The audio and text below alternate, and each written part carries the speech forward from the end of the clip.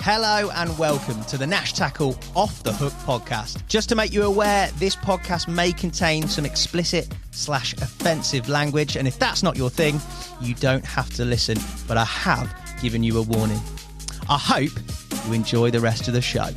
You don't know the half of it, but anyway. I'm skating on the thinnest ice known to man. He said, and they put a poison in the tank that just instantly kills them. He went and we'd run out of it, so we cut their heads off with shovels. Suddenly, bang! The whole boat exploded. Take your sort of 8-inch long piranha and imagine that at 4, 5, maybe 6 feet. I said, I've revived your dead fish.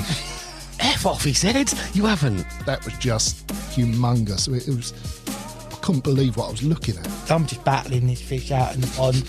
I know it's a black mirror. I'm saying I'll never be a naughty boy again. If you catch fish and you return them to the water, then you are my brother. Connor Hatton, welcome to the Nash podcast, mate. How are you? I'm fine, thanks, mate. It's a pleasure to be here. Not at all, mate. Welcome to my humble abode, mate. We're doing this at home because we're both northern boys, and it makes much more sense for you to come to me rather than try and find your way down to sunny Essex, mate. I appreciate you inviting me in, mate. Lovely house as well, but to get down to Essex, it's a bloody slog and a half, isn't it? And also, mate, and a factor, and we're going to talk about, obviously, your angling, everything. Some people would have hopefully seen this hippography piece you did, which was absolutely epic, mate. Our texture, I remember saying it was unbelievable. You also don't drive, mate, do you? No. So I've looked at actually going down to Royston once. It's like 10 hours, 260 quid, and obviously Essex is farther than Royston. Yeah. Public transport, it's not easy, is it? It's a no-go, really, mate. It's another dimension into your angling as well, accessibility, isn't it? But it's fair to say that you are not, and I'm going to say this in a genuinely sort of in awe way, mate. At the age of 21, which you're at now, the angling that you have done and the angling that you choose to do is something that even me now, who's fished for a long time, and a lot of other people probably wouldn't bite off, mate. It's pretty... It's slightly different. Oh, mate, different. As unique is the word I'd use, mate. Talk to me just generally about your angling now. Don't give me specifics about locations because we're going to talk all through that. But your angling at the moment, for those people that might not know you, it's not commercials. It's not sort of your on-the-beaten-track stuff at all, is it? Don't get me wrong, I do drop onto the odd commercial here and there for a bit of a break and a bend in the rod, and especially when you've lost a bit of confidence.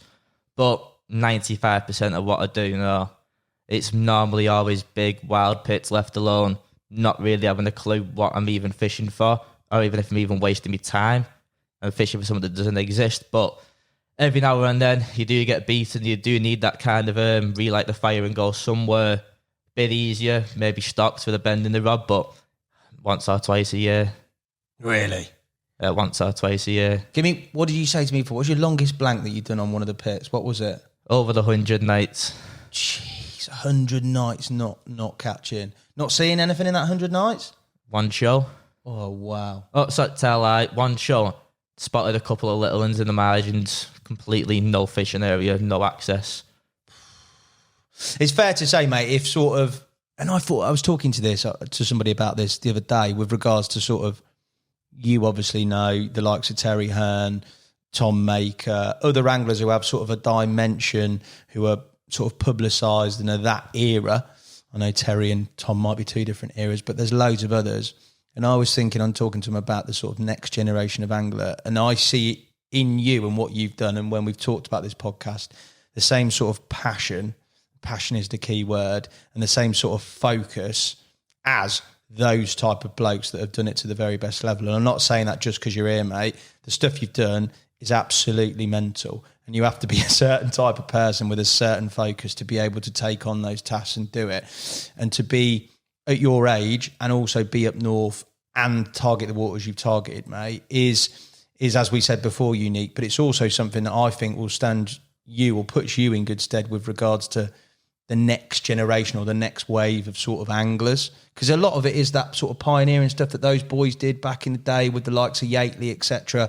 We're looking at probably a bit of a modern day version of it now, I think, mate. I don't think you could ever repeat them Yateley days though, could you, personally? But I suppose you've got to have passion for what you do though. Even fishing the slightly easier, more stock waters, if you don't have passion for what you do, you're going to give up eventually, aren't you? You've got to have passion, whether it's a job, whether it's fishing, whether it's just anything in general life, if you've not got a bit of passion for it, it quickly becomes monotonous.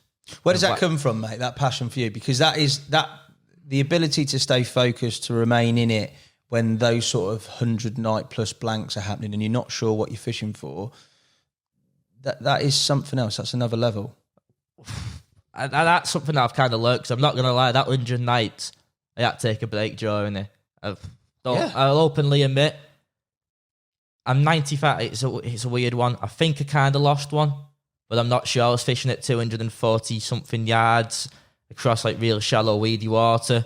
And about 3 o'clock, living in a swamp as well. I'd been in there for like a week, covered in mosquitoes. You couldn't leave like your bivvy without having your waders on. Couldn't get your pegs in the bivvy.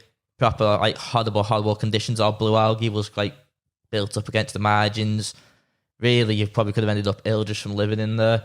And after I think I've been in there for 6 nights or something, middle of summer, stinking hot, sweaty. And by now I'm about 80 nights in to this blank. Jeez. And tip just about 3 o'clock in the morning, tip just arced over. I've got my tips up trying to avoid the weed. And I've had like a 1-toner from hell, but obviously instantly it's locked up fishing in mega weed. So I've pulled myself out there in the boat, and the rig's moved like 2 foot. The upbeads moved, but you'd have expected it to have moved more than 2 foot, so maybe it was like a savage liner or I don't know, but I completely bypassed the waders just out of pure shock. Ran straight through all the swamp. Had to go home the next day with just my waders on, no clothes underneath. Walking back down the public path with literally nothing on underneath. And then that's when it kind of broke me. I burst into tears that night. Don't mind admitting it. Literally broke me, and they had to go away. But then it kind of comes to the point where after the 80 nights, you're at that stage where it's kind of like playing the slot machine. You put 20 quid in, you've not won. You can put another tenner in, and you might get that big reward. But then you put the other tenner in, and then you're 30 quid down. So it was kind of like, do I really want to carry on? Because I've already sacrificed loads of money, loads of time, loads of effort, loads of other stuff I could have been doing with my time for absolutely no reward whatsoever. Fish-wise, that is. Absolutely no reward whatsoever. I could put another 80 nights into it and have nothing. But I kind of got to that stage where it was like, nah, I deserve one. So I went back on then with like full going ahead. Went really hard, thought of a complete new way of fishing it that I'd never fished it before, and ended up having 2 in a night. Jeez, effort. Well done, mate. Just what you said there, mate, is something that not a lot of people are going to do. And it's something that you could see, an angler when they recount captures. There's captures a lot of us that have from sort of commercials or whatever, which are epic. I'm not discounting them. But that is, as I said before, different level. Take me back to where it all started from. So fishing for you, I know that obviously your old man is a pretty hardcore carper. He's done 40 years plus, mate. And he could do his own podcast before I even started fishing. I'm going to get him on later in the year, mate. Yeah. I'll leave his captures out of it, so he's got something himself to speak about. But yeah, my dad, like I said, he could have done his own podcast before I was even born. He's had that much fishing, that much different styles of fishing, different stuff. Now, it's always been me and my dad, just me and my dad. Yeah. So when I was young, he had to kind of knock it off for 2 years. Once it got me to the point where he could throw me in a swimming pool and I could kind of keep my feet up for like 20 seconds, enough for him to come and grab me if I fell in, then I was out of him. Not fishing myself, but just constantly out with him. And I think that's just where it kind of come from. Obviously, as a kid, you want to be your dad, don't you? He's your role model. You look up to him. Yeah. If you asked me, did I get a choice to be an angler? No, I didn't. It was kind of like, right, you're going to get into fishing. But there's something. Get a choice. I've got the choice. But there's still something in you, because there's so many times you see people, and I look at it. I'll take my nippers to a lot of sort of like sports clubs and let them try different activities. And you see parents that push their kids, and the kids don't want to be there and they sack it off. I'm not saying that your dad's pushed you, but if you're going with him all the time and you said you hadn't got a choice, there's a point at which everybody's pushed enough. If they don't want to do what they're doing, they wouldn't do it. And you'd be like, nah, Dad, I'm not going. Do you know it's not that I didn't have a choice. I could have said to him, no, I don't want to go. But he was going 3-4 nights a week. Yeah. And as a young lad, I enjoyed going with my dad. But I wouldn't have had much of a say in it anyway, because like he was going fishing, I went with him, and probably 5-6 years of going with him, never even fished myself. Just used to go with him. He used to go with one of his mates who had 2 kids, one a year older than me, one a year younger than me. We used to just go off in the woods chasing butterflies, collecting snails. Remember on a night I'd have a little DS, was it? Nintendo DS? Yeah, I used to play on that in the bivvy on the night. And they'd be in the next bivvy and we'd be like connecting on the game. I can't remember even what we was playing. God knows, probably Pokemon or something. I don't know, when you're a little kid. And throughout the day, you'd just be off in the woods, like I said, collecting insects and all kinds of weird stuff. So I got that kind of mentality of being outside, but I wasn't actually the fishing that I was interested in at the time. It was more just, my dad was going fishing with his mate. He had an older son and a younger daughter. He went with them. And I just went off and played with them throughout the days. What about fishing then? So when did you first? You said there you went with your dad. Your dad was going. He's obviously a die-hard angler. Fair play to dad. I've been in the position of dragging mine along, and it's not always easy. But obviously he was into it. He was going to carry on fishing and wanted to carry on, and you were involved in it. When did you then transfer from sort of just being brought along to sort of actively fishing? I think it was. I remember I'm going back to a really long time ago when I was a kid, so to the point where your memory is kind of vague from being like really young. Yeah. I think my dad probably bought me my first setup when I was 6, 7, carp-wise. And we ended up fishing a few places, like I think Cudmore and a couple of day tickets. I think my first ever fish was this little bent spine mirror. Yes. I think I'd caught a few perch beforehand on the lures, but some little bent spine mirror. A little skit. I've got a picture of it somewhere and I'm holding it out like this in my hands and like a little linear, little scaly one, about £5. And I think that was my first ever fish that I'd caught on my own setup. But you're young there, 6, aren't you? That is... Yeah, it's from a commercial where it was full of fish, but I think that was the first one I'd caught on my own, where I'd done everything myself. But in terms of fishing, what I can really remember from like my early age, I'd done fishing before, like I said, like Cudmore and other places, but I don't really remember it of a great deal. Yeah. The first real thing that I remember was fishing the deep pit in Manchester. Now, jeez, that's a step. My dad was fishing that. I might have been about 10 when I started going with him, 11. Yeah. We'd actually done the 200 acre before it, but about 3 months in, I got bored. Did you? Just sitting there looking at nothing. So we ended up joining sail and fishing there for 6, 7 years.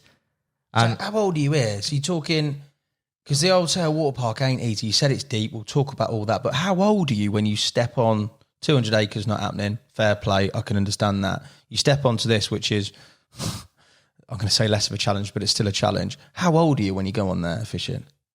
10. Oh, my days, mate. But the bunch of lads on there was ridiculous, really. Like, the camaraderie, it comes back to that kind of camaraderie. It's probably not as good as it was back in the day, in the 80s or the 90s, but it was the best I've seen it personally. Obviously, I'm already young.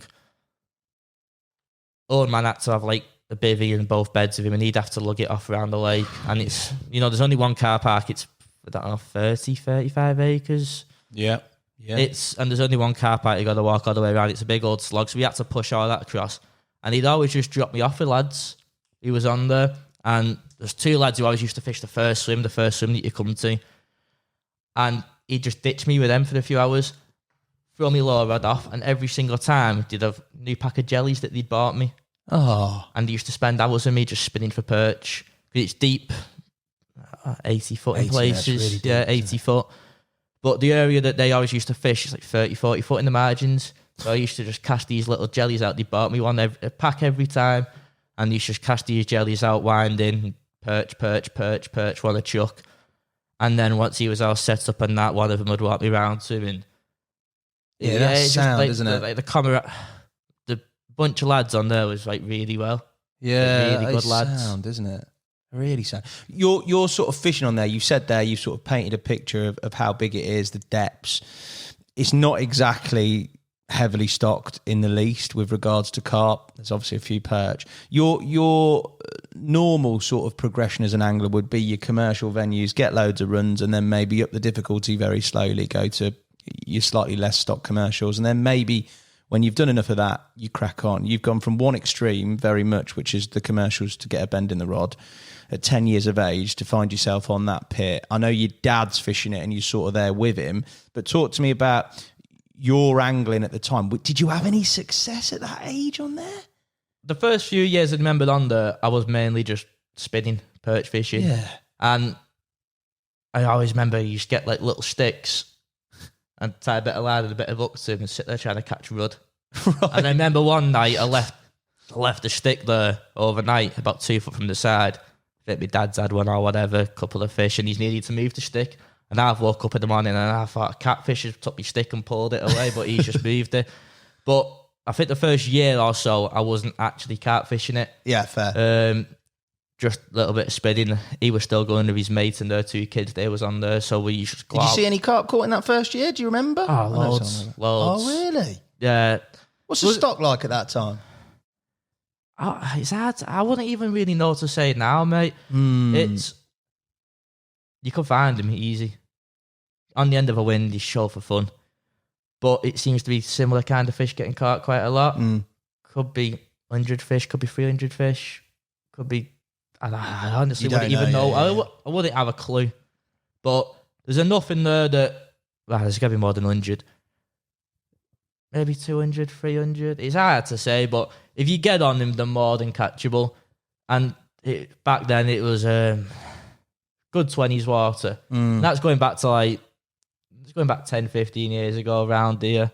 There's not... Well, 10 years ago around here. There's not... 20s, yeah. 20's a good fish now. Yeah, and especially from water like that, kind of deep, gin clear, mega weedy, full of naturals. I think it had done fish to 38 as well. So there was always the chance of something special popping up. But yeah, I'd seen loads of fish that first year. Yeah. Yeah. Your angling, when you went to carp fishing, so forget the perch and the rudd and the sticks, mate, and being pulled in by catfish. Talk to me about your experiences carp fishing. Was it, I mean, you're going to find that difficult, sure. Oh, I struggled. Yeah. Really struggled. The problem I had around that age, absolutely love watching it. It's before all the kind of Nash films and the Fox films. All there really was back then was the old thinking tackle. Yes. Don't get me wrong, you had like Matt Hayes. The Matt Hayes, the Great Rod Race and stuff like that with the Big Brown out doing the fishing and the pike fishing and but there wasn't so much the carp angling. The only real thing you had carp based was the old thinking tackle. Yeah. Now, it was mega weedy, and because it was like dug for the M62 next to it was dug a corkscrew. Yeah. And so the tractors and the JCBs and all that could drive down to the bottom. Now, they dug too deep and burst the water table to the Mersey next to it, so it filled up overnight. So at the bottom, there's like 2 earth removers, I think a JCB, not 100% sure, but I know there's a few things at the bottom of it. And because it dug like a corkscrew, you got ledges going all the way down. Anything under 30 foot was choked to the surface on the top Canadian. That's mad, isn't it? So I had my head wrecked from watching them films, always watching them, inspired by them. I was trying to find a perfect spot to put a couple of spods on and 3 rods. Now, anything under 30 foot was choked to the surface Canadian. It was never going to happen. So after time, we'd be on fish. I'd flash it to an absolute foam. 300 cash trying to get a drop. I wouldn't get one. And they'd stop showing and start showing somewhere else, moving like 6 times in a day and blowing it before they even got a first rig out. So is this you fishing it independently or is this with your old man as well? Would your old man do his own thing? And he'd do his own thing, he'd catch him. Right, wow. I wouldn't take his advice. He'd do his own thing, he'd catch him. I'd ruin it for myself. And so you'd go off and chase him yourself? Stay near him, but I'd ruin it for myself and I'd ruin it for him. That's very honest, mate. The progression from that, was there a moment, like a Eureka moment, where you thought, I'll tell you what, mate, I'm not going to find a clear spot and I don't need to. I can catch him. Would you remember that or not? Yeah, it was right. A year or 2, really struggled on the... Yeah. Might have had 1 or 2 fish. And it's not the hardest of waters. Despite the size and despite the depth and despite the weed, it's not the hardest of waters to get a bite from. Now... I think I'd had 1 or 2, really struggled on it. And there was like, how do you describe it? Coming right down towards the end of the lake, there's like a little water tower, and it comes from like 30, 40 foot of water up to like a shallow area where the jet skis launch. You had all kinds of jet skis, windsurfers, the guys with the jetpacks on the back. You had all kinds. It was manic, proper park life. Yeah. But you had this shallow area, and they were showing like mad down there. And I've gone for the walk down. There's a little bit of tree line, and I mean probably 2 trees that overhang the water. The rest of it's badding down in that corner. And there's about 8 fishers sat on the side, just grubbing. But you'd have to fish in like a really weird angle under the trees to get a rig in. So I've wedded a couple of rigs out, ended up hooking and losing 3 in a day. No. Just the solid weed. And I lost a lot more than what I landed because of the weed as well. Yeah. And I think it's got a big head of cats in there as well. So you're looking cats, and it's a really rich water with full of oxygen, obviously all the weed, and the boat's turning it over constantly, oxygenating the water, and then the wind, big pit, wind swept, that's oxygenating it, the weed's oxygenating it. The fish go, and catfish obviously they fight as well. So I'll be hooking them at like 3 in the morning, and they're just stripping me. They're diving from like 30 foot, 40 foot, 50 foot, 60 foot. You can't stop and then them.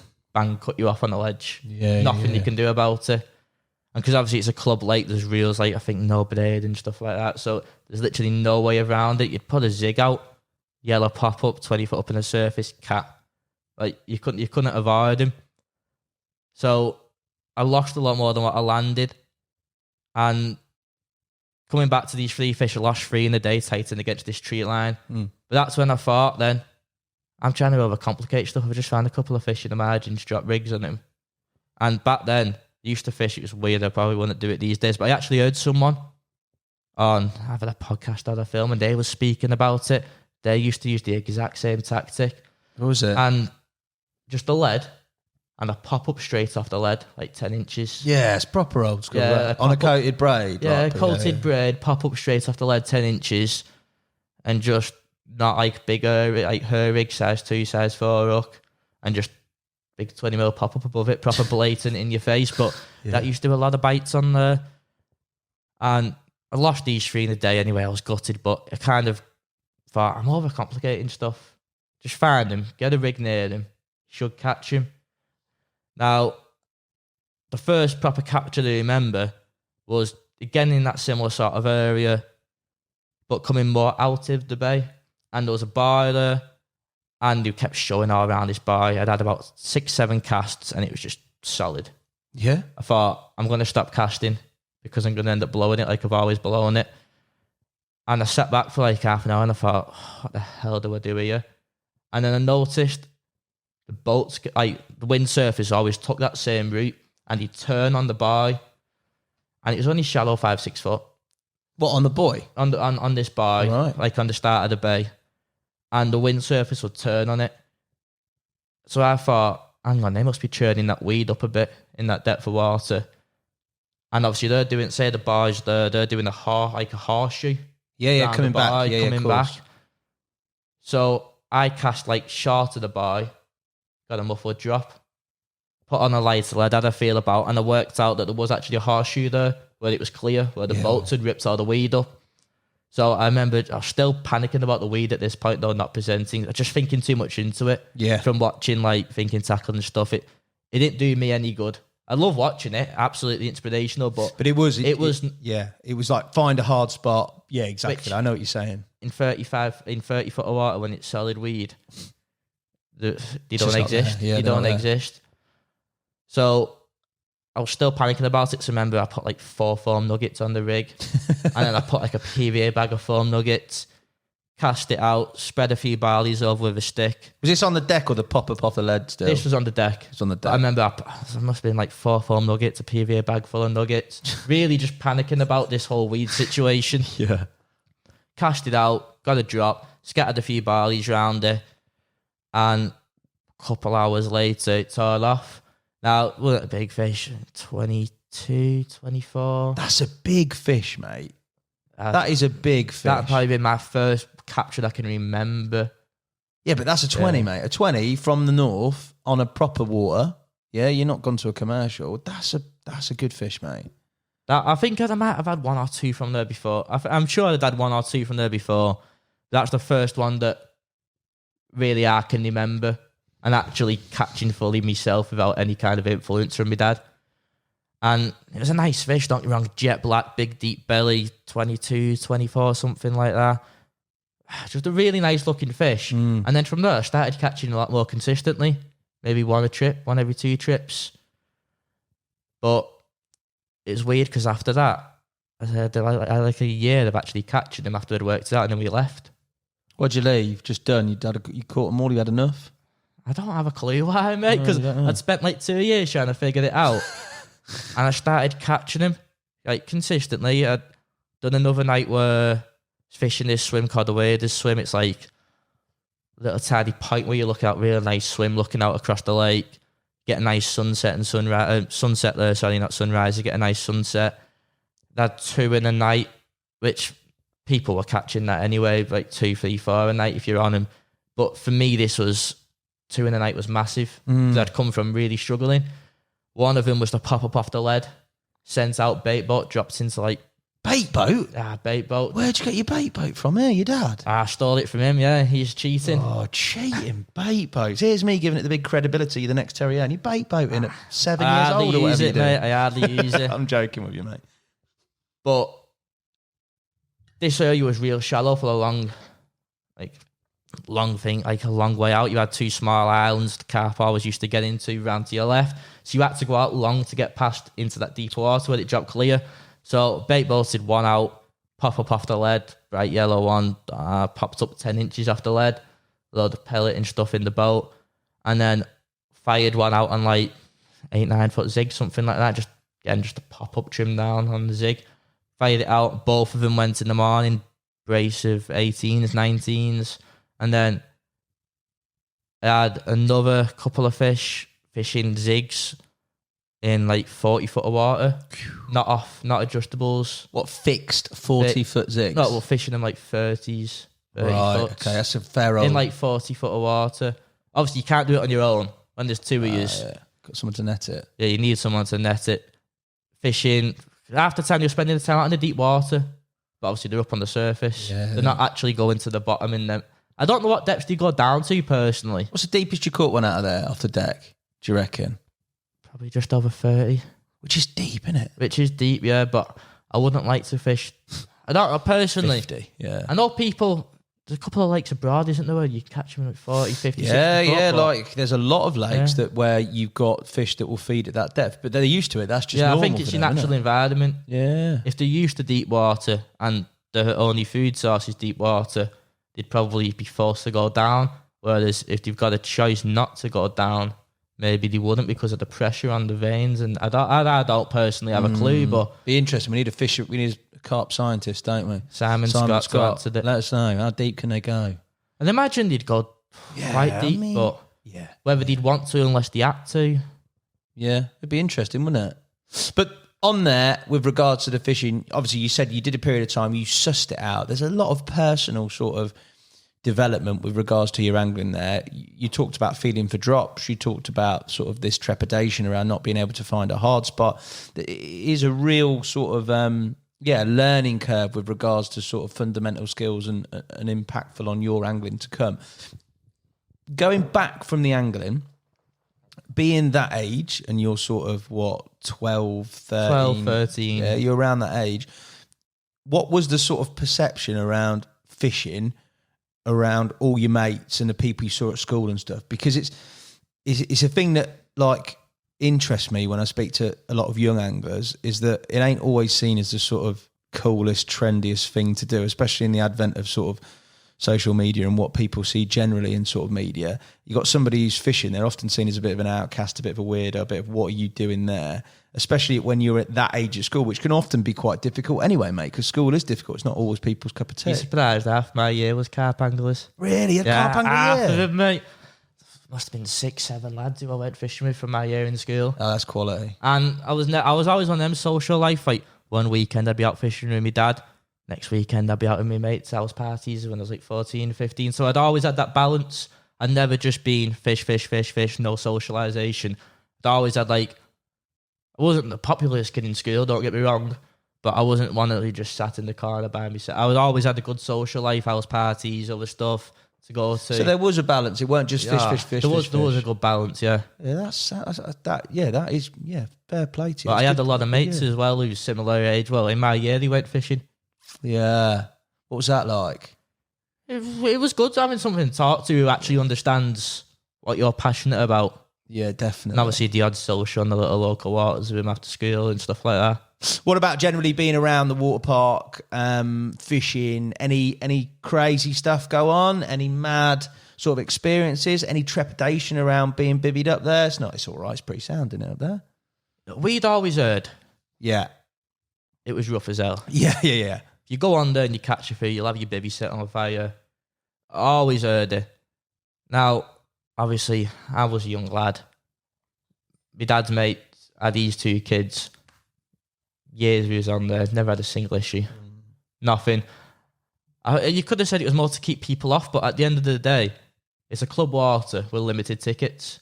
So even anyone sat here now watching this who thinks I'd go fish it, tickets sell out instantly. Yeah. It's a club water, and I think all the people who had it the year before get offered it first. I think there's normally like 10, 20 tickets left at the end of the year, for new anglers to join. So it was one of them places that could never get busy because there was a limited number of tickets. Not a syndicate, it was a club.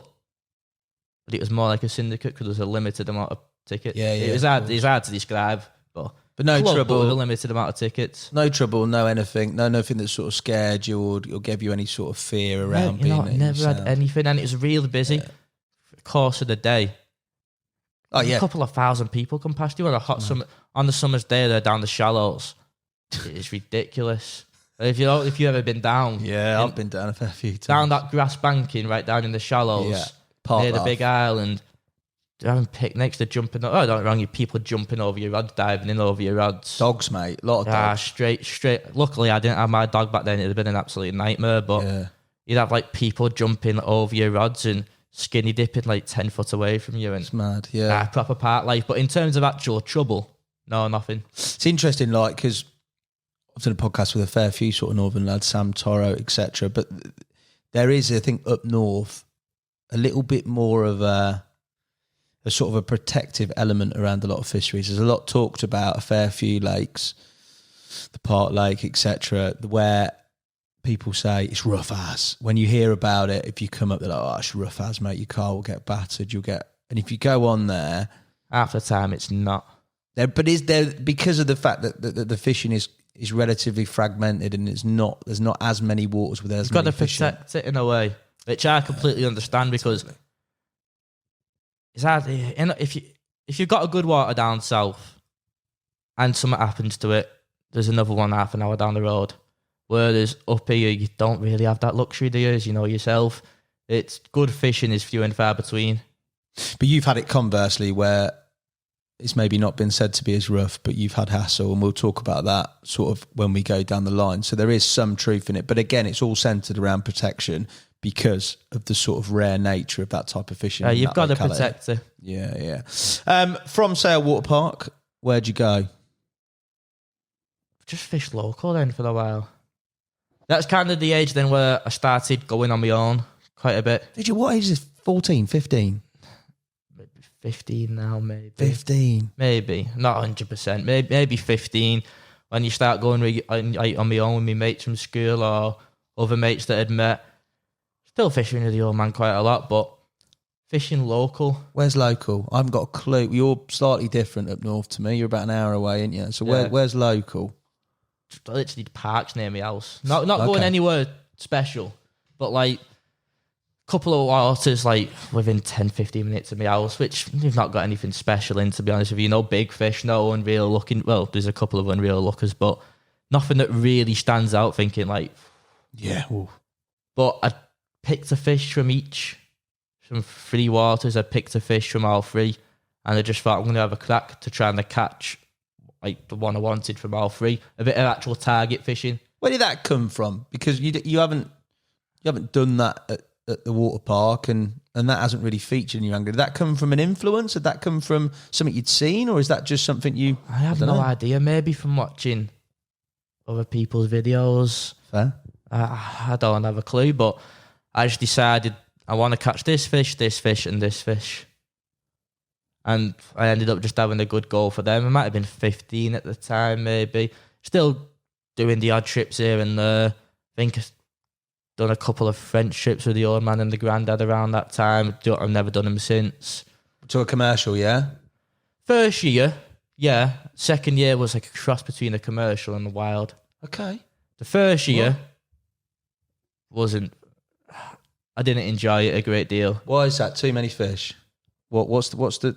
Because there is this running theme that goes through, and we'll talk about this sort of split later with regards to your angling, but this target elements come in on the local lakes. There seems to be a bit of a detraction away from the sort of the commercial side of stuff. You've gone to a commercial lake in France. What's the not enjoyable factor in that? First year we went, it's me, the old man and the granddad. So we've all gone to a lake that my auntie's boyfriend loves and goes to all the time. Okay. So we've gone there. The swims had been double booked. So we ended up where, and my granddad was on crutches at the time. So we've ended up where, like, them two have gone about 100 yards away from each other, and I've had to go in the next closest peg, which is about 400 yards away from them. Like 10-minute walk. Right. So, and it was, you could fish one, it was like a canal kind of shape, but wide, maybe 100, 150, maybe even 200 yards, I don't know. But like a canal kind of shape. You could fish one banking, couldn't fish the other banking. Other banking was all over hanging trees. Right. Use a boat on there, stuff like that, to go out and drop your rigs and bait up. Them two were catching consistently, but again, it was meant to be a few cats in there, but it was rammed with him. And I mean crawling with cats. Like, I can't remember if it was 3 or 4 rods. I think it was 4 rods. And they'd have like triple hookups, 40, 50 pound cats. Oh, I lost one the first night, bit me off. Never looked a single one for the rest of the trip where I was fishing. So I got lucky with it. But you weren't using different bait or anything, no? Nothing different, no. Just the area, and I couldn't get a bite throughout the day. For the first 3 days, I'd sat out up there on my own, like antisocial. I think he had one little one. And I was just fishing on the nights, so I'd wind in throughout the day. What? Could you just go and see? I just couldn't get a bite anyway. It was one bite in 3 days, couldn't get a bite. So, and they was catching throughout the days. Okay. So there was no point me sitting down there on my own. Did they not let you have a run? No. I don't want the cats anyway. They can have them. Well, they're cats in the day. But I'd go sit down there with them throughout the day. And on a night, I'd go back up, put my rods out, and within an hour, I'd be ringing one of them to come down because they'd had like 9 carp in the nets. Wow. Throughout the night, it'd just kick off. How were you fishing that then? Just going out with a boat, mass hit a bait, and putting all my rods on one spot. But this is where I didn't really like it. I think I ended up catching actually the most carp out of him, out of all of us, and I only fished the nights. Fished probably from 11 o'clock at night till 6 in the morning. And wow. I was getting like 6, 7, 8, 9 bites a night. The biggest at the end of the week was 23 pound. So I was like, I could catch that local. It wasn't, not wrong, it was a mega week away for family. That's what matters more than the fishing. But in terms of the fishing, it wasn't my style of place. Yeah, the next time we went, same again, old man and granddad, more just like a family holiday, but obviously fishing related. But we'd gone to a water where you had to pay. It was a commercial, but it wasn't like a commercial. 70, 80 acres, which compared to them French public waters is absolutely nothing when you got like 12,000 acre pits. But you had 2 German lads on the other side, and you could use your boat on the rowboat. Yeah, proper boat. Yeah. You could use your boat. It's real shallow, chokes in weed, gin clear, islands everywhere. And there was 2 German, I think, lads on the other side. They had one side of the lake. We had the other to ourselves. Yeah, it's not like you've got this swim. You do like normal whatever you do, hand in the bars, get you draw out the draw. I think between the 3 of us, we had 9 swims we could move between, covered in half the lake, 40, 50 acres between the 3 of us. Nice. And that's when I first really started using like a boat and really got into that. I loved that week. That week was completely different. Why? Because you had that perception of being out in a boat, seeing everything, and that whole feel. Completely different. You had like where we'd booked it, we was fishing off a point, all three of us together. You had Big Island to the left. Say a funny story about my granddad, really. He's gone out there, tins of lunch and meat. You know, old school, my granddad. Old school, he like, don't get me, he twitches his rod in every hour because he thinks the movement. So then you're constantly tying in fresh rigs with blunt hooks. But he's proper old school. That's quality, mate. You know, down the canal back in the day, a bit of hooked on lunch and meat, and after 10 minutes, he kind of twitch it.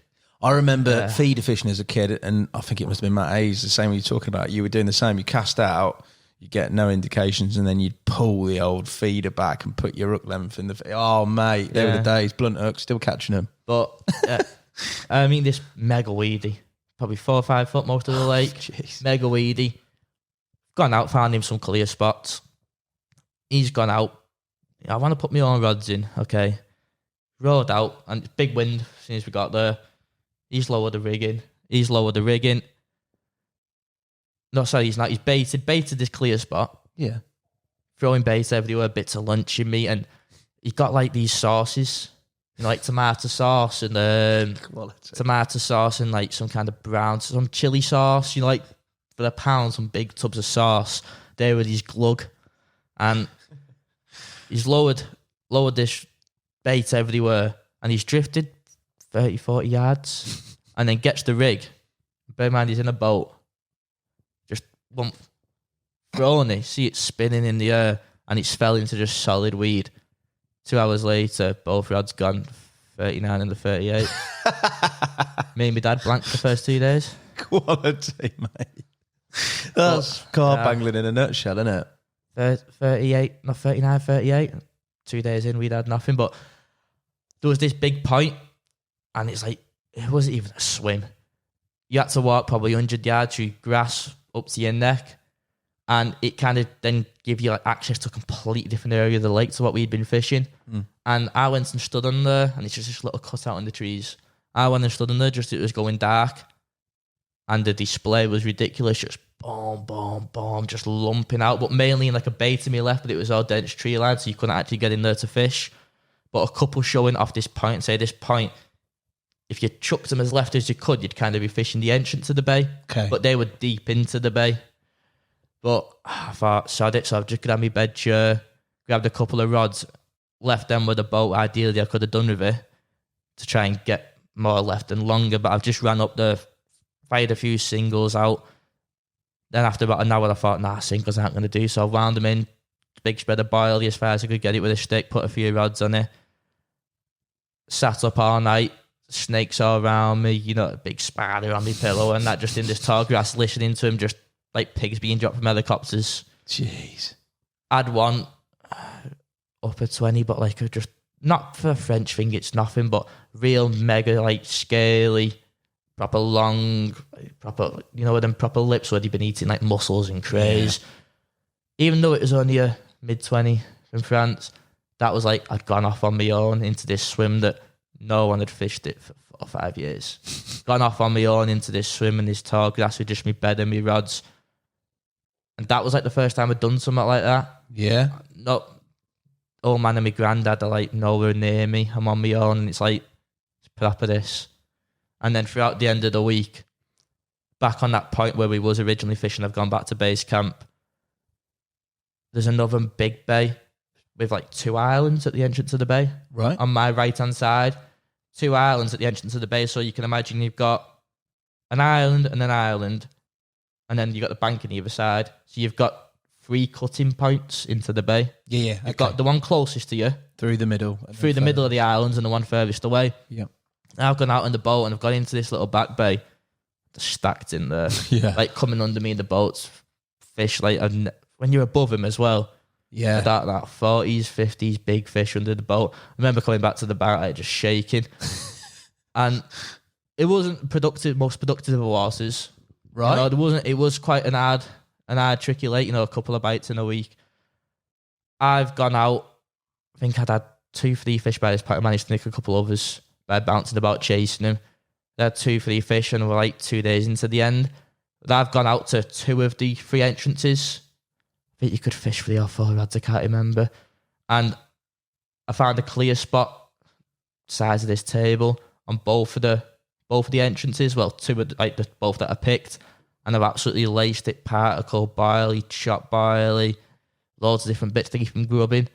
Put markers in next to him, like little H blocks, lowered rigs in there. Where's all this come from though, mate? This is the first time you've done all this sort of boat work fishing, and yet you've got like H blocks. You've got all the sort of, I don't know, the sort of acumen of somebody who's maybe done it before, not as a first venture, and you're not on an easy water. Where did that all come from? From the influence of your dad, because he's done it before? You never really done boat work? That's mad, isn't it? Well, I don't know. Seen it somewhere? You must have seen it somewhere. TV. Yeah. I don't know. I love it, mate. It's just a very not. I know natural. we had H blocks anyway because we knew we was going to France, and we knew that it was like a lot of the people on there use like the marker poles and that, but we just took H blocks with us. You know, mate, because you're young. How old are you here? 15, you said before, didn't you? I'd have been 15 now, yeah. That's very clearly like a naturally gifted angler, mate, because you found them one side in the night, just your bed chair caught them, and now you're off here hunting again. Like, there's something in you there, definitely. Sorry, mate, carry on your story. I've interrupted you. It wasn't the most productive of waters. No. Wasn't really a big fish. Well, I think he went up to like mid-60s, but it wasn't one of them where it was full of 50s, full of 60s, full of 70s.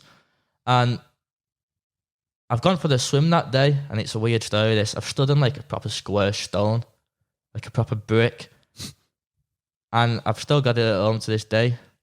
A lucky stone.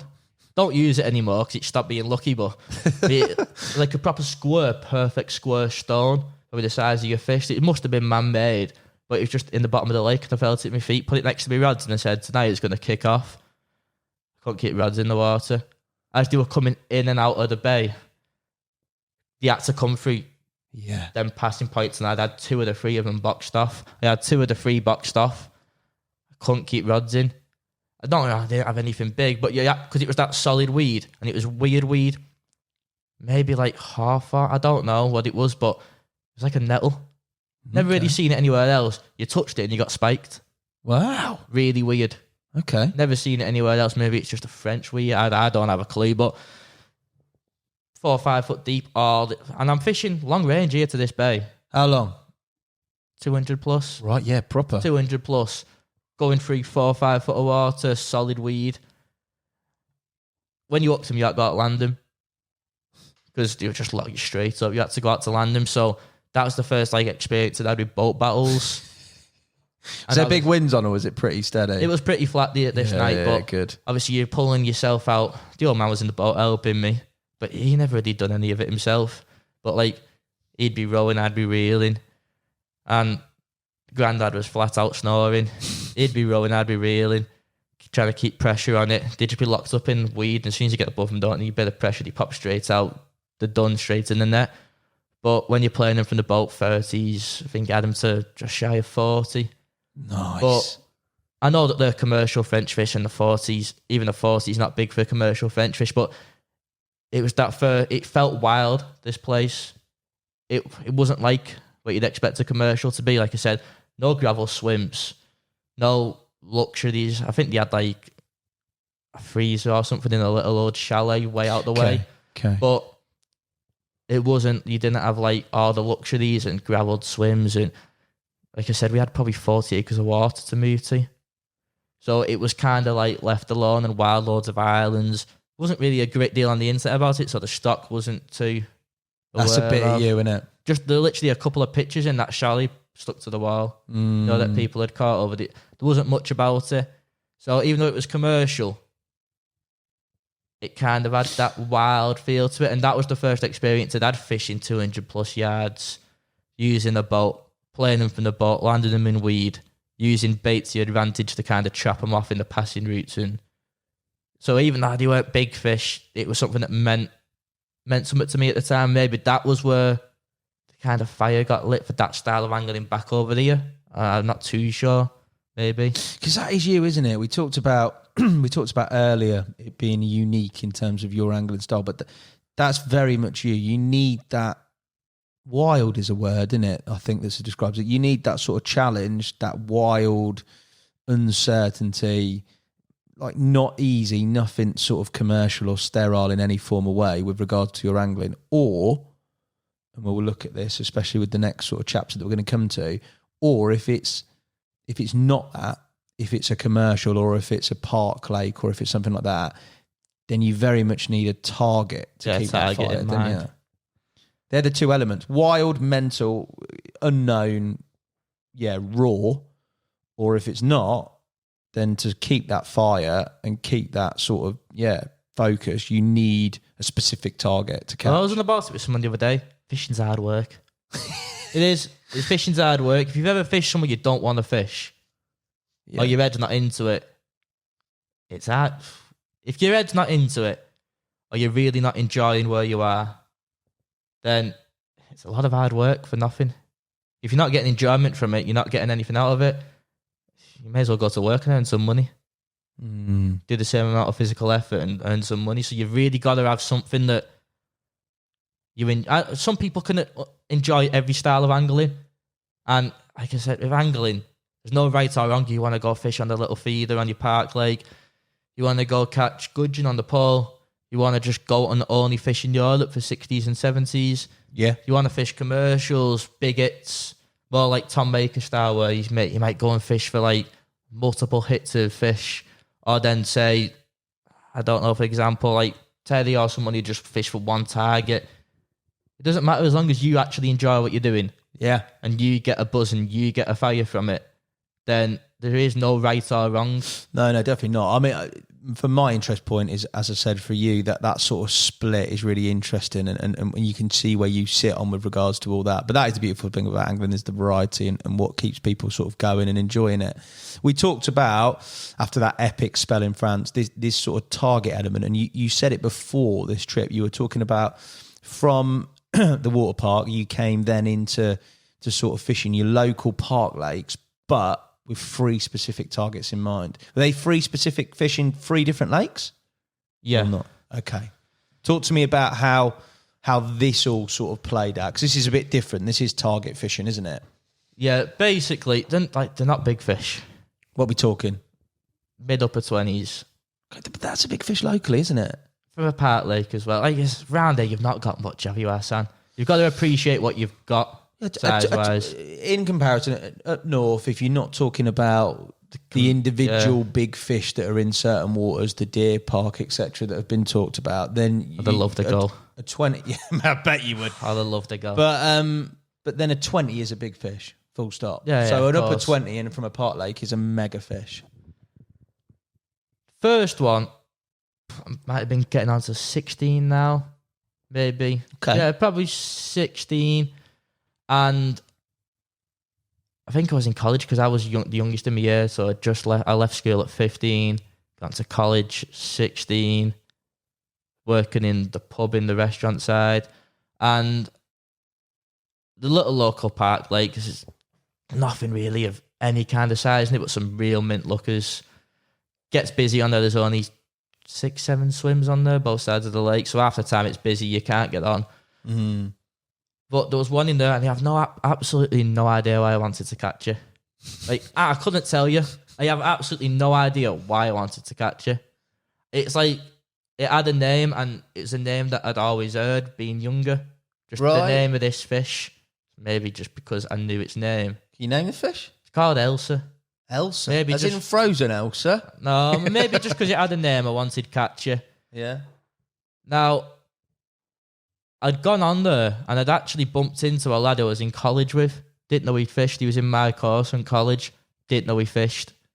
And he was with another lad who was his mate. But they was only just getting into... He didn't really put much effort in. The rigs was horrendous, they won't mind me saying. Yeah. And he ended up getting a really good bond with him.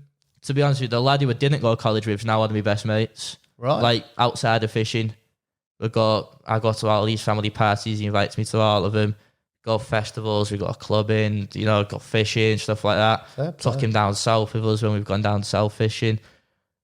So, did a little campaign with him, and they said, this is the fish I want to catch. Made a little group chat, the 3 of us. Said, this is the fish I want to catch. And I was working in a pub, so I had Yeah, I think I had the weekends off on the night. I think I was in college and then working the Friday, maybe the Saturday. Right. No, sorry. I was, the weekends I was busy, I was in work. But then the days I wasn't in college midweek, I'd have to fish. And they happened to have the exact same days free as me. So the three of us just said, you know what? And in the middle of summer, we just said we're going to have a social on there for the summer because you got like 4 pegs on one side, say 4 pegs on the other side, and then you can't fish the left side or the right side. So perfect water for the little social. Gone on they needed a bit of help getting the rods out over bait. I think they'd done about 3 weeks now and not had a fish. What was it like, Partlet? Was it your standard, typical Partlet? Standard, typical. Quite shallow, full of stuff. Down to like 8 foot. Weedy at the time. Decent head of fish. Yeah. I've helped them get the rods out. Then I've got mine out. And it was weird. You ever like literally talked something and it's happened? Yeah. And this lake, I'd only ever fished it a handful of times. Fished it with the old man back in the day. I think I caught my first double from there. Right. I don't know how old it'd been, but I never really fished it, so I knew nothing about it. Well, I didn't know. I lived next to it, but only fished it here and there. Caught about 6 carp from it. Okay. Never really done a great deal. And all rods out and that were just having a social. They said, what time do you reckon's good for the bite? I went, nah, I reckon 11 o'clock. 3 minutes past 11, my mate's rod melts off. He's had a PB, the one I helped him put his rods out. He had a PB, 15, 16 pound mirror, but that for me was session done. Yeah, I was satisfied. I'd helped him get his rods out, and he was buzzing, like over the moon. And it was literally 3 minutes after I said 11, 3 minutes past 11. He's got a PB. That's it. Session's done. Anyway, throughout the night, I'd had 2 fish at I think 4 in the morning, midsummer this, which just about come light. They're still both flat out. One looked a decent fish, one looked a 20 pounder. Proper old, wrinkled, dark thing, like tail falling off, all its scales like proper like brittle and right. Warrior. Yeah, and the other one was 16. So I've walked them up first light. Said, look, you've got 2 fish. They're like, no, you've not. I said, yeah, they have. They're, no, you're not. So doing brace shots, weighed the first one, 16 pound, and the second one on the mat and on the pictures you could see was a hell of a lot bigger. Didn't get a chance to weigh it because me only fishing 2 rods back then. The other rods melted off, and I'm in my mate's swim doing these pictures, only like 30 yards apart. And on the way down, I've said, like, you slip these 2 fish back. Yeah. Really weedy at the time. It's died and that now, so it's different. But back then it was gin clear, a lot of Canadian. On the way down to me rod, I shouted Elsa. Don't know why, just shouted it. Turned out it was. So first night that was done. Jeez. What? How were you fishing it, mate? Spod. Yeah. Found what were you putting out? I think it'd have been, you know, what do you call it now? The proper pigeon conditioner, but is it the Buxton? Buckwheat one, the old. No, I can't think who makes it now. The proper pigeon conditioner, the aniseed one. Hey, where were your rig was at this point? And German rig. The German rig. Yeah. Yeah. I remember when the spell of the German rig came in. That's all. If I'm using the bottom bit of the wafted, it's all I use. Still now? Yeah. Yeah. First ever time I put it out, I had my PB on it. So that was the first ever time I cast it out. And that just stuck with me. I keep it simple. Pop up.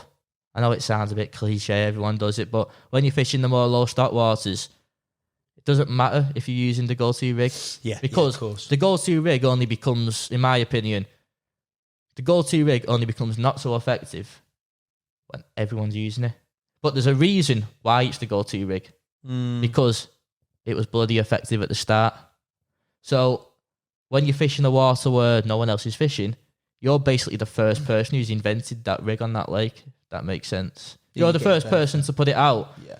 So if it's a pop-up, I just use a Ronnie spinner, whatever you want to call it. Yeah. Because on a commercial, maybe I try and stem away from it a bit now. But when you're fishing somewhere that doesn't really get fished, there's a reason that rig got a lot of publicity, because it is generally a really good hooker. If, like, absolutely nails him, spins around, nails him. Use it on like a stiff beam, it always resets. Fishing over weed, maybe a supple, longer beam. If it's a bottom bit I'll after, it's just a German. 2 rigs. That's coated braid German or stiff? Coated braid, just strip a little bit back at the end. Yeah. But maybe if I'm fishing somewhere with a massive head of bream or nuisance fish or shallow and I'm getting picked up by coots and stuff, maybe go to stiff so it resets. Yeah. Just basically the same hooking pattern on me Ronnie and me German, but I'll alter the components depending on the situation. What hook, mate? What hook? Just always use a size 4 curve. Do you? Always use a size 4 curve, nothing else. Interesting. Right, sorry, mate, I've detracted you. You've caught Elsa. What did she go? Did you have scales? Did you even weigh her? Or was it just the fact that you'd caught that one that you wanted? Mid-20s. But right. Real long fish. Like, really, really long, like a river fish. Nothing to it, belly-wise, just mega long. No, like I said, nothing of anything, but it's something that I wanted to do for the summer. Yeah. And that was done first night. Where to next? Another Park Lake? Next would have been another park. I can't remember exactly where I went now. Fished another local water. I can't remember which one, though. There's a fish I wanted in the car, but I can't remember what. We can come back to that. Mine's gone blank. But you smashed it. And this is sort of the same period of time where, like, you've had that fish, which could have taken you however long to catch. Then you've moved on to the next one. I'm guessing you've had that pretty quickly as well. Is that right? The first fish I caught after becoming a field tester for Nash was one of them. Right. That was towards the back end of 16. That was towards the back end of that year, October of that year. Okay, so that's the next... Was that the next target? Yeah, there was one in between, though. One in between. I can't think. You caught that many, mate. That's not that many. I can't think.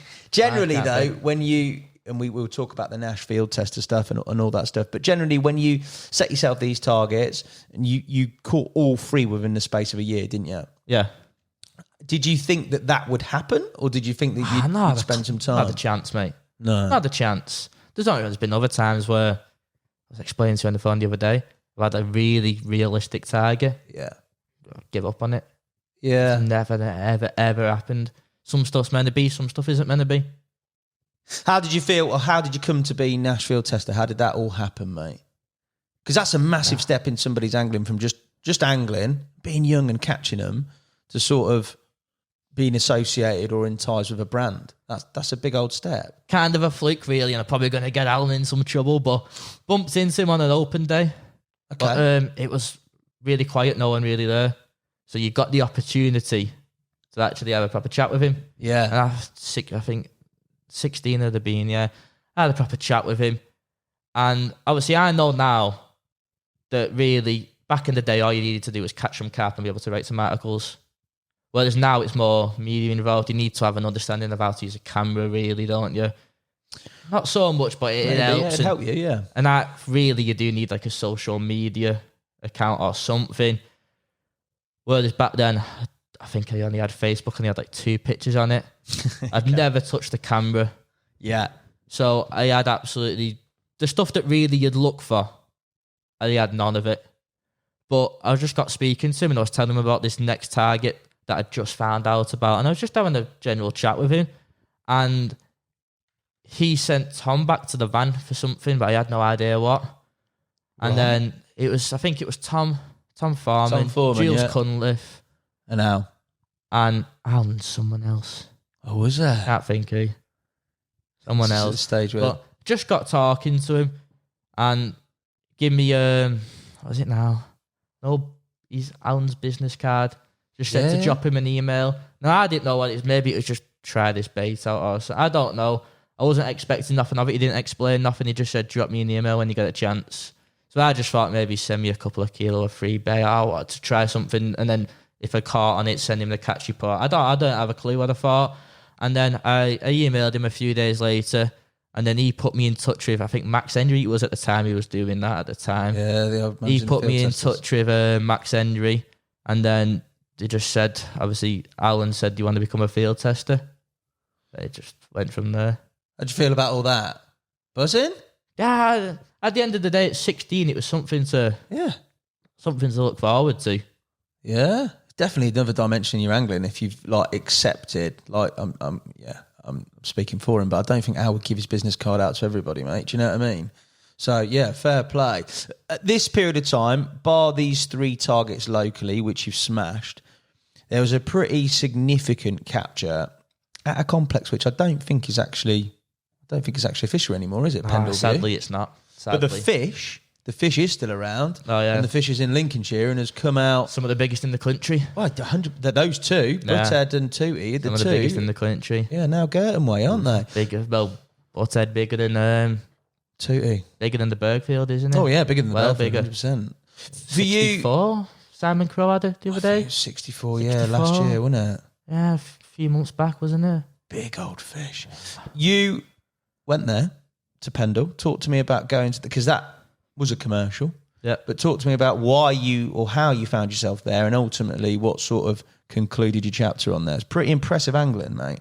Well, it's somewhere that I'd always wanted to have had a little go on because £50 common at the time and a £40 common in the north. Not really much of it about. Even in the day tickets and the syndicates, there's still not much of it. No. So somewhere I'd always kind of wanted to have a go, and I knew that the lake was getting shut down in about 3 months' time.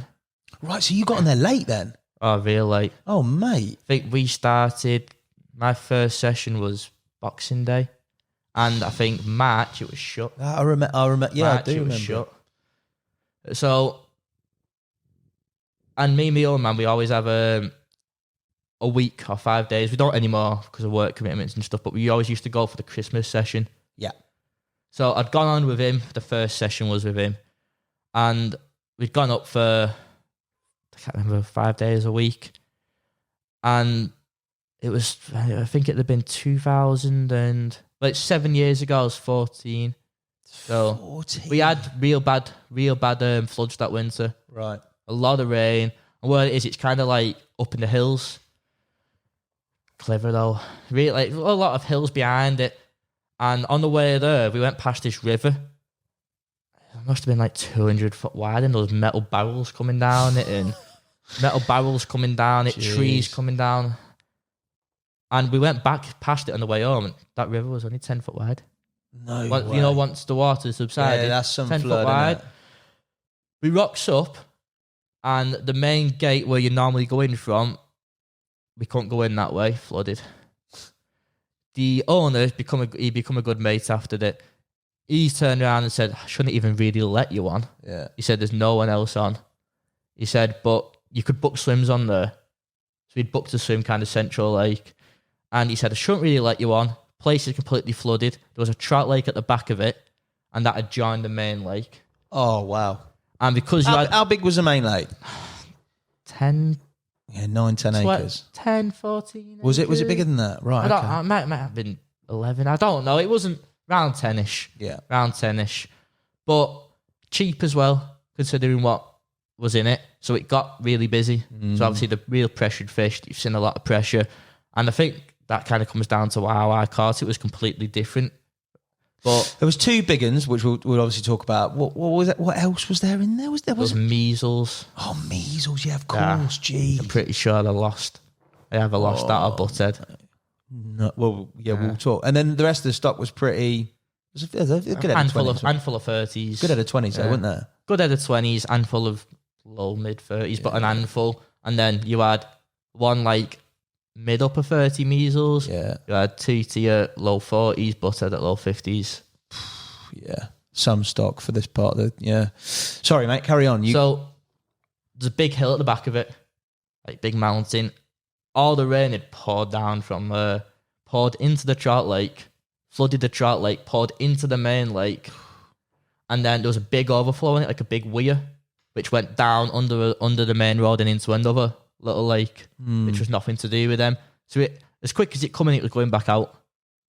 But the peg that we booked was gone underwater. Okay. So we bivvied up at the top. It was like kind of like a hill, and you had steps going down to the peg. Fished at the top, and I say I'm only young. I knew it wasn't the easiest of waters, but then when you got told it hadn't done a fish for 6 weeks prior due to like the floods and the weather, I think it was 6 weeks might not be 100% on that, but it hadn't done a fish for a long time, a single bite. Now, when I said that back in the day watching Thinking Tackle and that had never done me any favours, this time it did do me a favour. Right. Because this is coming back to the German rig as well. I'm sat there, and I don't know what made me do it. Both the lakes are flooded. The trout lake has joined the main lake, and there's all trees that had kind of been washed down. Like, I mean, actual like half trees coming past. It was like a river. It was literally like a river. Really should have just turned around and gone somewhere else. Yeah. But glad we never, because we got on Boxing Day, and I seen so much show. We got the lake to ourselves, no one else on, no one else stupid enough. Yeah. And I seen something show. Now, I think it was a trout in the main lake that's come through. It looked so much small, just jumped out of the water. It looked like a trout, and that's all I'd got to go off. Okay. And I'd been watching it the night before, Thinking Tackle, and I'd seen them using this German rig. So I thought, I'm going to have a go with that. And I don't know what made me think I'm just going to stick it out on one rod. But you need a curve shank for it, in my opinion. Why is that? I think it's just, you probably could use it on other hooks, mate, but I think that you just need a curve for it for the hooking potential and the way it look. It doesn't look right to me personally. People probably do use it with wide gapes or like a crank style or chod hook, or I don't know, but probably do use it and probably do catch. But to me, it has to be a curve. Just personal preference. Okay. But even back then, I had it in me, and this was before I'd ever even used it. I had it in me, it had to be a curve. So this is just before from looking at it. This is before you've used it to catch elsewhere on the park lake, isn't it? Yeah, this is Jeez. before. This is like 14. Right. The only curves that I had were size 10s. You haven't stuck them on. So I've stuck it on one rod. And I was fishing for a small bait company at the time. Right. And they made these little like weird shaped dumbbells, which were like 8 milli pop-ups. But because they're like 8 milli, they didn't really pop up too great, we know, with like a decent size hook and that. So I've put it on I put it on this size 10, the only curve I've got, and I thought I can't go stick a big bait on that. So I've stuck this 8 milli dumbbell on, this pop-up, put it in the edge, and it kind of, it's got enough bouncy to lift the hook, and it didn't look right. I want it sitting flat, so I've trimmed the 8 milli dumbbell down. Trimmed the 8 milli dumbbell down, probably 6 milli. Wazzed it as far as I could towards where I seen this trout, presumably show. Tried to put some barleys around it with a throwing stick, and I think we had a big wind in at the time. It went absolutely nowhere near it. I'm talking 50, 60 yards off. And then I put a couple of rods out on like what I'd normally fish. Gone to bed. Woke up that morning. Obviously nothing had happened. I thought, kind of just defeated. I thought, you ain't going to catch nothing here. I hadn't done a bite in weeks. I'm a kid. If I'm going to catch one, it's going to be complete fluke at the best of times. Never mind when it's not done a bite in weeks. The lake, because it had a big outlet, sorry. As quick as it come in, it went out. Now, the rain had stopped by this point, so it was rapidly going down the water level. But obviously, you've got, when someone takes on a lot of water, it takes on the coldness of the water. It takes on the clarity. The clarity gets murky, muddy if it's coming in from farmland, stuff like that. You're getting all the mud washing in. So it's going cold, it's going dirty. The water temps are just plummeted. And this is now the day after Boxing Day.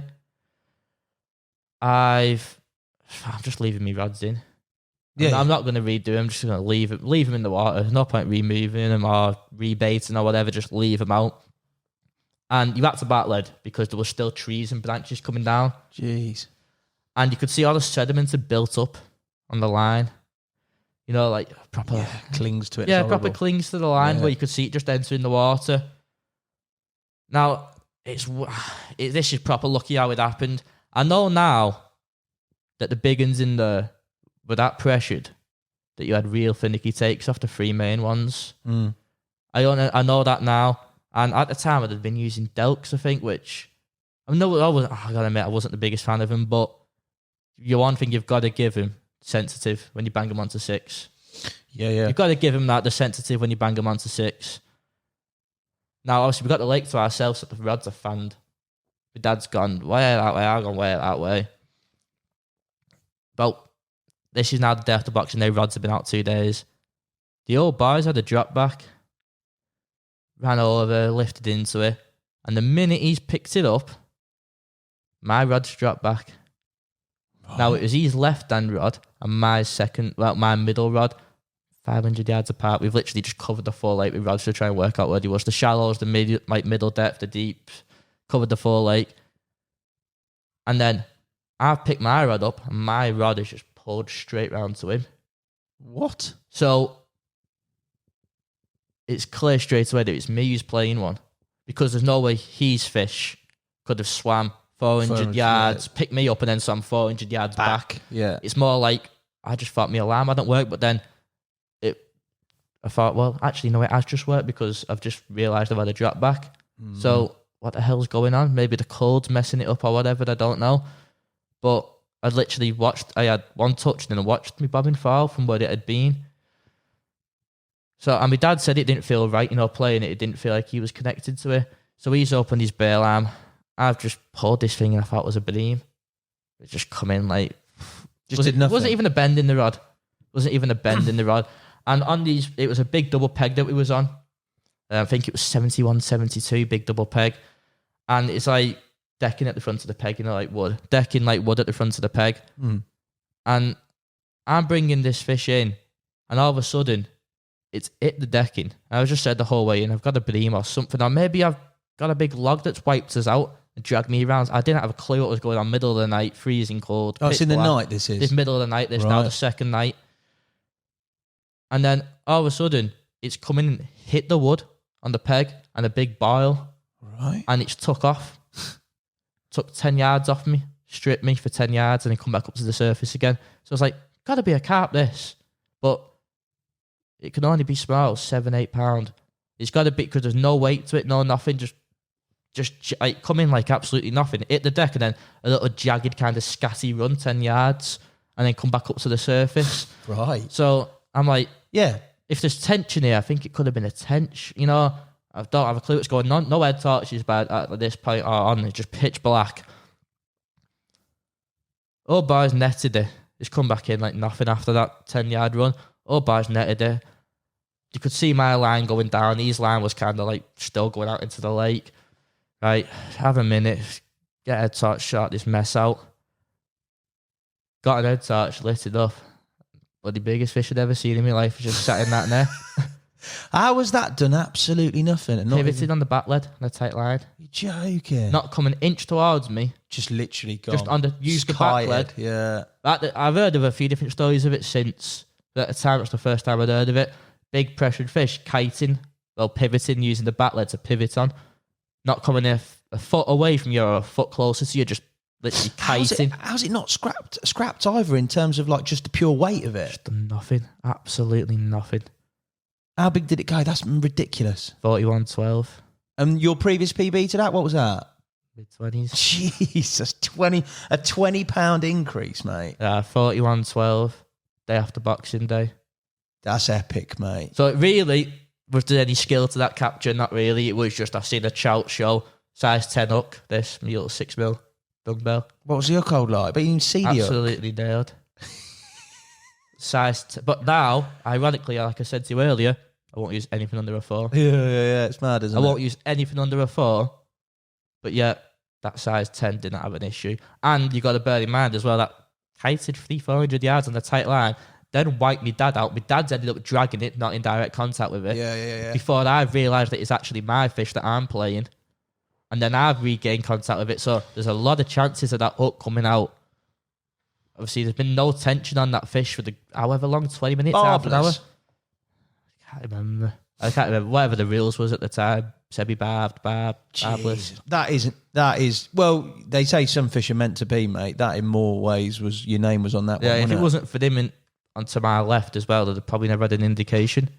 It was when it had gone through his line. That you got the first. Yeah. It had registered. So you're 14, you've caught a 40-pounder. That is like... Don't get me wrong, it was fluke, though. I can't say much on it, but it was fluke. But you've been memory in the moment. Yeah, what an absolute epic sort of sequence of events with regards to the capture, the time of year, the conditions. Yeah, mate, fair play to you. That is some fish. How are you feeling at that point? Because you must be over the absolute moon. I didn't sleep for like a day and a half. You carry on fishing it? Yeah, I did a few more sessions on there. Ended up working it out quite well. Well, sorry. After our booking had ended on that swim, someone the old man knew was one of his mates had the opposite swim on the other side. Okay. For 2 days. Couldn't attend. Couldn't attend? No, so we took his booking. When I did 2 nights on the other side, I fished in the same area. 26 common as I was packing up. I took the alarms were turned off, and I picked my last rod, took my swingers off, because you used to have like these swingers that you clipped on, you had to take them off, otherwise you'd snap. So I took my swingers off, turned them on me, wound one rod in, turned the alarm off, wound the other rod in, turned the alarm off, turned the alarm off, turned me back for the second, turned back round, picked the rod up, and bloody hell, I'm in. Jeez. And I had another big deep-bellied common. I can't remember that. 26. I think that would have been my PB common if I'd caught them the way around. So you had those commons, you've had 2E at 40 odd, and that's your first block of sessions. You did 2 extra nights though, yeah? Yeah, I went back, did a few more sessions from that, but that was the end of December. I went back the start of that year, did a few more sessions. I caught a few, nothing of much calibre, but what happened then was ridiculous, but that's not my story to tell at the end of that campaign, the last session. Right. The last session was ridiculous, but that's not my story to tell. So your dad? Yeah. I'll bring him on, mate. He's coming on later in the year. We'll have a chat about that. But Tutti at the time must have been the biggest fish caught by a 14-year-old. Surely. Apparently so. In the north. I had 6-7 people say that it's either like the area record. I don't know whether that's like the northern or the what, but a good few people said that that's like the record for the junior at the time. Now, I never looked into it, never tried claiming it, but I've had numerous people over the years say that it definitely was. And did that come to an end then? So March time, obviously, the fishery closed. The fish then obviously were moved on to their sort of home now at Girton. Yeah, well, they're doing ridiculous. What they're doing. Would you go and fish for them? You know, but Ted, you said you reckon you lost measles, did you? Oh, yeah, right. Well, we'll come back to that. I took a mate on who I was in school with. Right. And we was fishing on there. I was fishing the same sort of area, different peg, but I could still get into that area where I knew that he was holding, where we'd worked out he were holding. And it absolutely trashed it down. I mean, like, what's some of the worst rain I've ever been in? Yeah. Don't ask me why. It's something I used to do when I was like a kid with my granddad back in the day. We had phones and that at this point, but I was sat in my mate's baby playing bloody solitaire. Solitaire? Don't ask me why, but we're just sat there playing solitaire. We've got phones and everything. Actual solitaire? Actual solitaire with a deck of cards. I thought you meant on your phone. No, with a proper deck of cards. Right, sat there okay. just playing solitaire. And I'm in the next peg. I'm like 20 yards away from me, rods, you know, safe enough. There's nothing you can go to, just complete, like, just silty. Like, there's nothing you can go to. And I've had 3 touches, and I mean, the rain's bouncing down. Yeah. So I thought, nothing of it. 5 minutes later, I've had 2 touches. And obviously, Delks I was using at the time. Just single bleeps? Yeah, like, I had 3 touches, like, within, like, 10 seconds. And then 5 minutes later, we had 2 touches. But obviously, the rain's pouncing down. You think it's just the rain. Went back down to my bivvy to get some. A few minutes later, my bobbin was down 1/2 inch. And I thought, because I back in the day, I was like super cautious. They all had to be level. Even if one was at long range and one was in the margin. Yeah. The one in the margin should have been slack line. The one at long range should have been tight line. No, they all had to be level. Right. I don't know why, but they had to be level. Bobbin was down like 1/2 inch. And I mean, it was bouncing down. I was getting soaked. He had no spare clothes. I looked at it and thought, nothing of it. Gone and got back in my mate's bivvy, carried on playing this game of cards. Had another 4 touches a couple minutes later again. Thought, I'm going to have to go out and look what the hell's going on here. Gone over. Bobbin's now up like 1/2 inch. Held onto the line. I feel the slightest vibration through the line. Right. So I thought, what the hell? Lifts into it. And I should have known because I'd had Tutti beforehand and she didn't even give me an indication. And then after that, I'd been told that the big ones are finicky takes. It's one thing I'll always kick myself for. Picks the rod up, winds down into it, and you could set just like snagged, but moving. Fud, fud, fud, fud. No like jaggedy, scatty like movements. Just like fud, fud, fud, fud. Got it all the way back into the margins, and I'm probably using size 8/6s because I've stuck with that similar.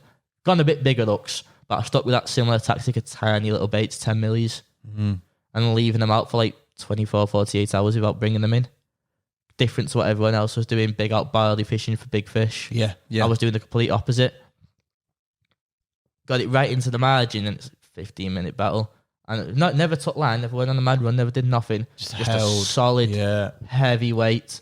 Just one of them rod moving backwards, pulling back. You just couldn't do much with it, but it wasn't trying to go. Got it 5 foot out, just coming up, and you could feel the weight just lifting. It's just a solid dead weight. Just fell back slack. So it can only... At the time, I hadn't had many big fish, but even now, I'd have had a good head of 30s and stuff. You can feel the weight on them, can't you? Big. Butthead or measles? I'd have said bigger than measles. It's hard to say, isn't it? Dropped from a fight, and it's always the one you lost. It's always the one you lost was the big one. But all them other ones that we'd had, and I'd had the 20-pounders, little scrappy things. Even Tutti was a little scrappy thing. This didn't move. Different level, yeah. They're just solid heavyweight. Hook pull or cut off? What happened? Hook pull. Oh god! But that's half my fault. And one thing I'm not saying it was butthead. I can't say that because I've never seen it. I never it's a big landed fish, it. yeah. But it's a big fish, and you only had measles, Tutti, and butthead. The rest were like low 30s at best, and then mainly 20s, mid doubles. So you only really had them 3 fish. You had a mid upper 30, low 40, and a low 50, and the low 40 had caught a few weeks before. So why was it your fault? Hook pull. How is that your fault? He's probably been on 10 minutes, 15 minutes, and they hadn't done nothing about still it. Played him for a bit, mate. I don't reckon. I know, but he could have had that chance to kind of loosen the hook smaller. I don't know. I'm not saying it was my fault, but maybe if I'd have got to the rod and actually done something. Didn't think it was a take. I didn't think it was a fish on. The weirdest of indications. I like the level bobbing chat. I remember being similar, I reckon. It's a mega chapter on a pretty iconic water that is now gone. It's good to see that those fish sort of go, well, still going. And as you say, they're growing. They're doing really well. From that point, you've caught a big one, right? You've not then gone down what I would see as the route of sort of big fish bounty hunting or another target, have you? Is that because you're staying local and because there really isn't one? Or is that because your real fire, desire, sort of the thing that makes you tick in your angling is that sort of search for the unknown on those big wild expanses? Don't know, catching that fish was obviously like, bloody hell, it's the first big fish I caught, and I was buzzing. But then I didn't have that urge to go, right now I'm going catching a 50. That urge just didn't come. Okay. It was just like, right, happy days, flicked the 40 out. Now just go back to just carrying on doing what I was doing, which was just targeting mid-20s. And then it's hard to explain. I never had the urges where, right, I've had a 40 now, I want a 50. Fair. Well, it just doesn't happen for some people, does it? It's interesting, the difference. That's what I mean when I was saying earlier. No right or wrong in fishing, just whatever sets your soul on fire. Yeah. For you, and we're going to come on to sort of the chapter that's been popularised with a brilliant typography feature and another one coming soon, probably be out by the time we talk about this, hopefully. The big sort of pit.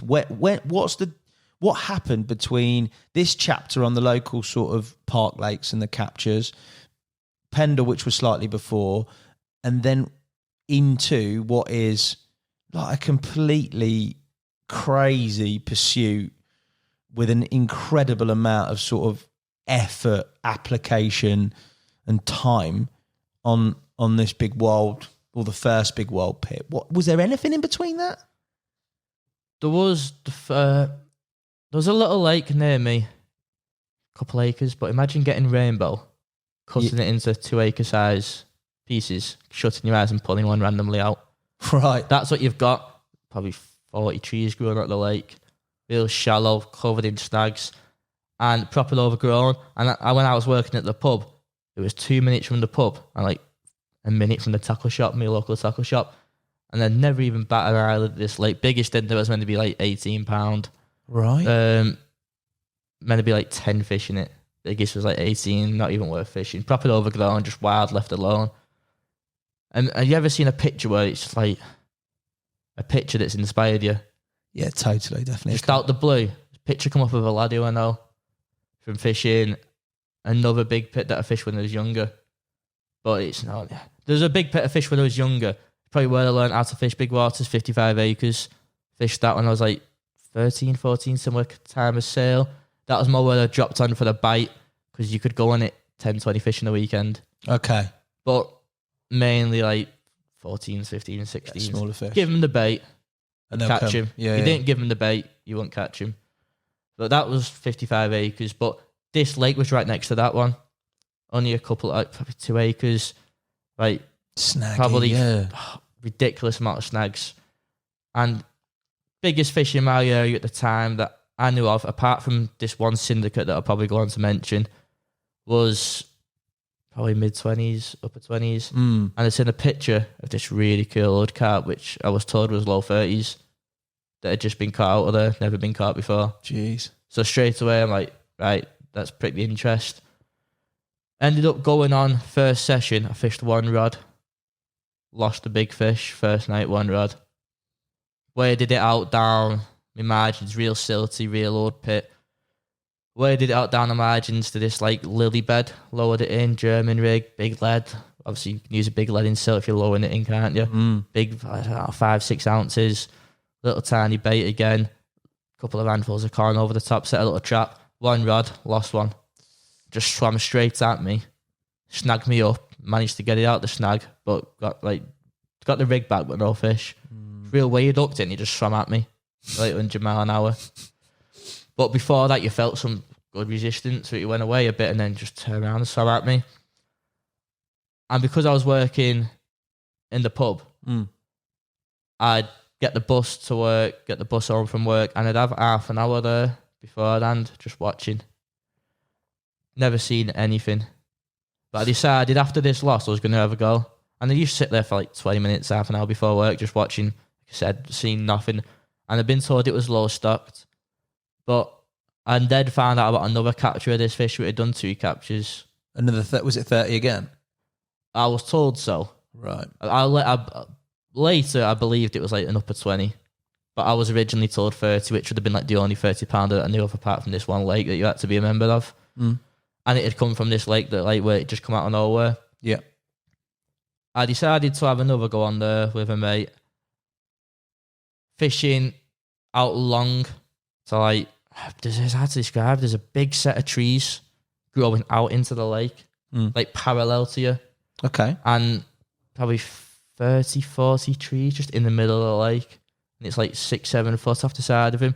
And in between me losing one, it'd been about 4 weeks, and this was coming towards like the back end of the year. In between me losing one, my mate had gone on there with a bait boat, sent him out long. It's probably 140 yards to the trees, mega silty. So even if you could cast it, you need a decent lead to get the cast, and it'd be sinking straight in. The only real way was to place the rigs. Yeah. Because you need a decent lead to get that range and stuff like that, and silt was horrendous. And he'd had 1 or 2 little commons, like tiny little commons. 8, 9s, 10s. Right. But proper like wildy little things, tiny mouth like size of a pea. Like really weird. Like to the point where you'd wonder how they get probably the size of a 15mm bait. Yeah. So it quickly worked out it was tiny little baits again. I'd thought I'll drop on with him. And I'd done a session. I think he had a little common. And then I went back on again. This time, my other mate come on to me, the one who I met to become friends with on the park. Yeah. And he dropped on. I was already on there. He dropped on in the dark. And he bivvied up next to me. We'd made our own swim, cut it all out. Cut out the reed line. We had to trim all those back, living in like a little wooded area, but at the back of some houses. And it was all like wet leaves, proper autumnal time. Yeah, yeah. And this is the fish that I was speaking to Alan about. The one that you caught? Yeah, okay. This is the one I was speaking to Alan about. Like a few days before they put me in touch with Max. And my mate's dropped out with me, and it's pitch black. My mate's never seen the lake. So there's 3 of us on now. The mate who was fishing it beforehand, then me, and then the other mate next to us, all in this little tiny cutout that we've made. So there's like 9 rods. And you're fishing obviously mono, 140 yards to snags. You've taken all the stretch out the mono. Yeah. As much, really, you should have been fishing braid. Yeah, but this is before I really knew about using braid and stuff. You can't drag the leads either. No, so we're using big leads, 5-6 ounces, proper tightening all the as much stretch as you can out the mono. So you're fishing for like 1 touch. One touch, tips, knocking, lift into it, walk back. My mate's turned on and it's comical, really. Pitch black. He's just gone whack, whack, whack, 3 singles. Cast him? Yeah, just cast. Pitch black. It was like, we was on for a few nights. We was going to get him sorted the night later. Right. Just so he's got some rods out. And this is like, there's trees everywhere in the water and it's like proper weird shape. Like, it's like take an acre of rainbow. That's the only way you can describe it. It's mental. So my mate's getting these touches all night, just beep, beep, beep, beep, beep. And you're literally fishing for 1 touch, tip arc it over and trying to pull them back off the snags. So you're getting no sleep tonight whatsoever with these alarms, to the point where you just wanted to go over and just turn his alarm off on him. So he's not reacted to it at all, or has he? He's got no idea. We've all got no idea what's going on. Why just this one rod? Yeah. It? Anyway, I've eventually had that 1 touch. Tips arced over, lifts into it, snagged me up solid halfway back. Got it off all the rubbish. I got it off all the rubbish, all the tree line on the other side, snagged me up solid halfway back. Had a little inflatable dinghy in the back of the van. Cool. Just, them little like Seahawks, little orange ones or whatever they are.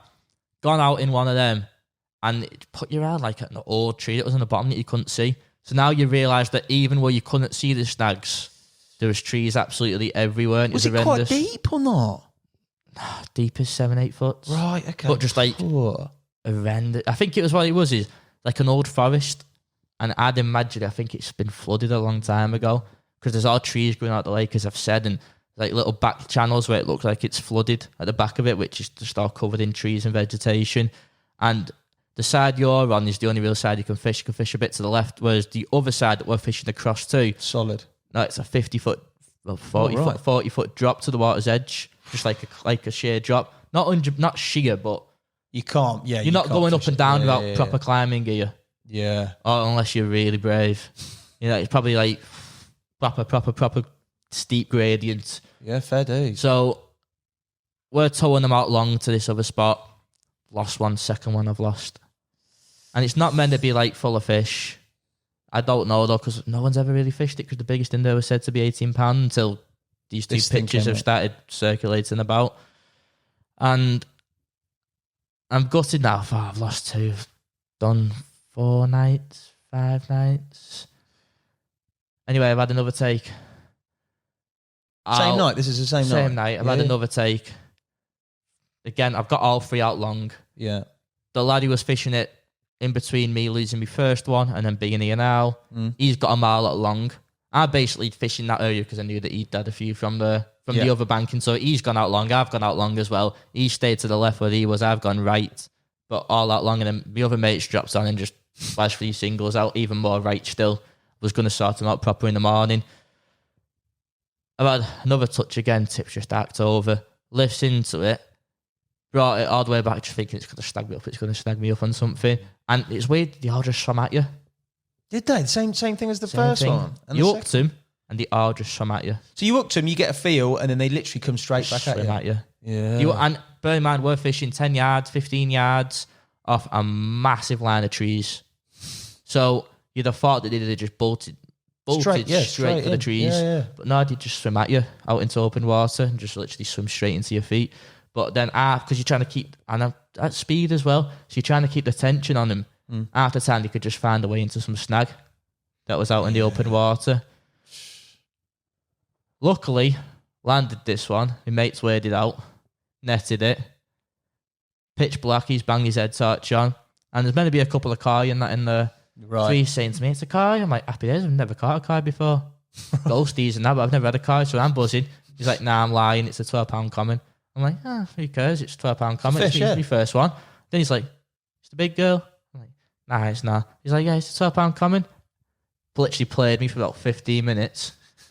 Turns out its first bite that I landed was the one that I wanted. You joking? 29.12, 2 ounces shy. No matter how much you bounce the scales, it would just won't go 30. Couple of leads in there, boys. What you need? Just wouldn't go 30, but What a random sequence of events and capture. To be fair, you've had a few of them, haven't you? well, they've just happened straight away. Yeah. Like first fish, second fish. I ain't taking you to any syndicate. The first bite could be anything. And that's the weird.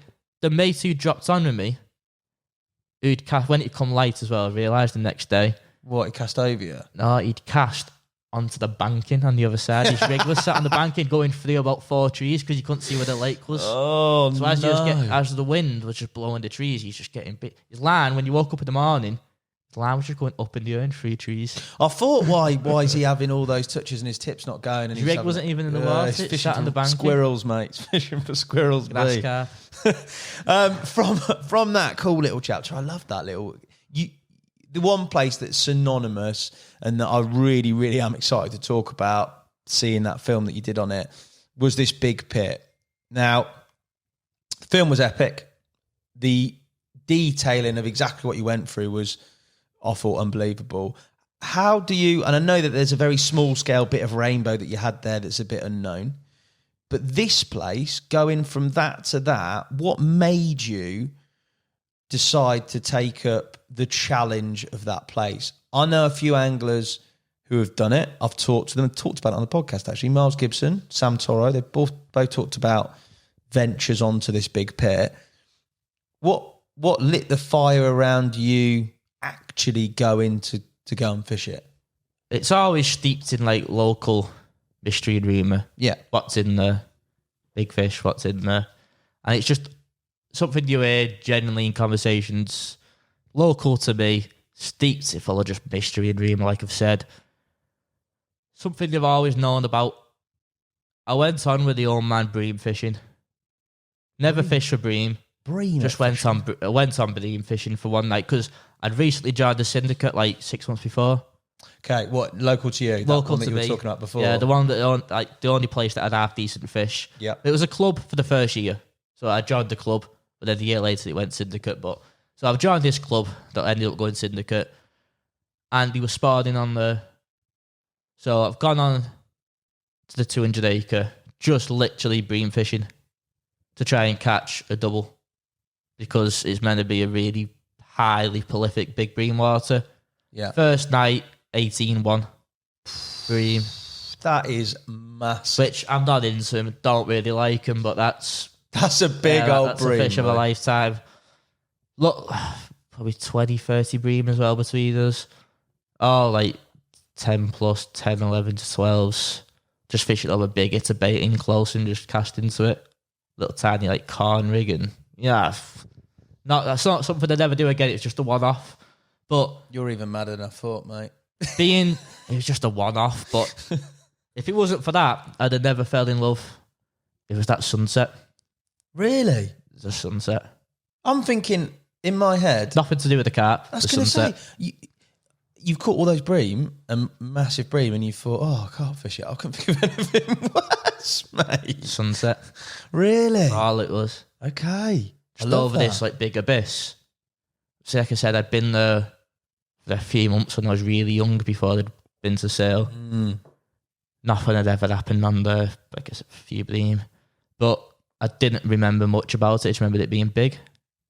But when you've actually gone back, seen the actual sheer size of it, and watched that first sunset, luckily the peg that we was on gave you like a really good view of where the sun sets, and all the water just went like purple and turquoise. And I knew it. It was hard to describe, but that alone was enough. So it was the place, the setting, the atmosphere more than it was what potentially was held in that water. Yeah. Yeah? I'd always known about it, like I said, and I'd always said it was a retirement water because I'd heard stories of people doing like 10 years for like 3-4 fish. Yeah. And like fully grown men, much better anglers than myself. Much better anglers than myself. Yeah.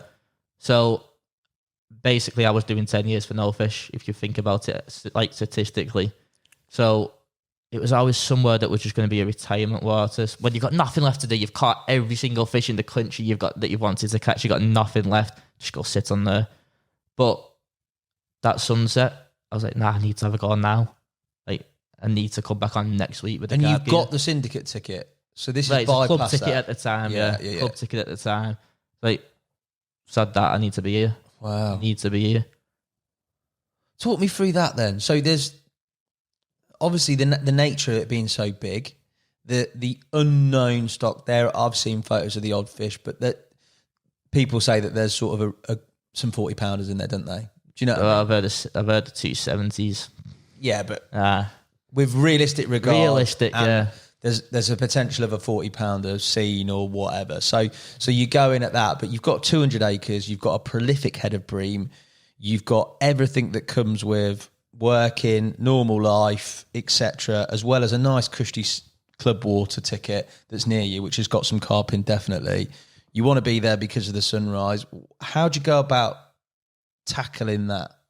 Because access to it all is a nightmare as well. It's not the worst. It's not the worst access. I mean, it's bad. It's not great. But it's not the worst. Just you can park. Luckily, you can park either end. Yeah. So, but just the main car park. I wouldn't really leave a vehicle there overnight. No. But you can, like, if there's two of you, you can unload and go and move it somewhere safe in front of an house, and then come back and your gear's still there, someone else watching it. And then likewise, the other side is a big marina where people sleep on the boats. So you can leave your van park near the marina or your car park near the marina and then do like a 5-minute walk and you're on the other end of the lake. But even being able to get onto either end when it's like 200 acres, it's got to be, 2-3 mile around circumference maybe. It's absolute missions, yeah. It's got to, I think it's nearly a mile long. It's the longest point of water. It's like 0.9 mile. So it's got to be at least 2-3 mile around, I'd imagine. Easily. Yeah? Easily, I reckon. So if you're ballowing it, parking it either end, still a bit of a bar lake. Just a bit, mate. That's not bad access though, people. I don't know what bad access is, mate. There's worse. Yeah. So what was the plan? How did you go about, you knew you wanted to be there, how did you go about trying to unlock what is potentially an unknown, uncaught 40 pounder?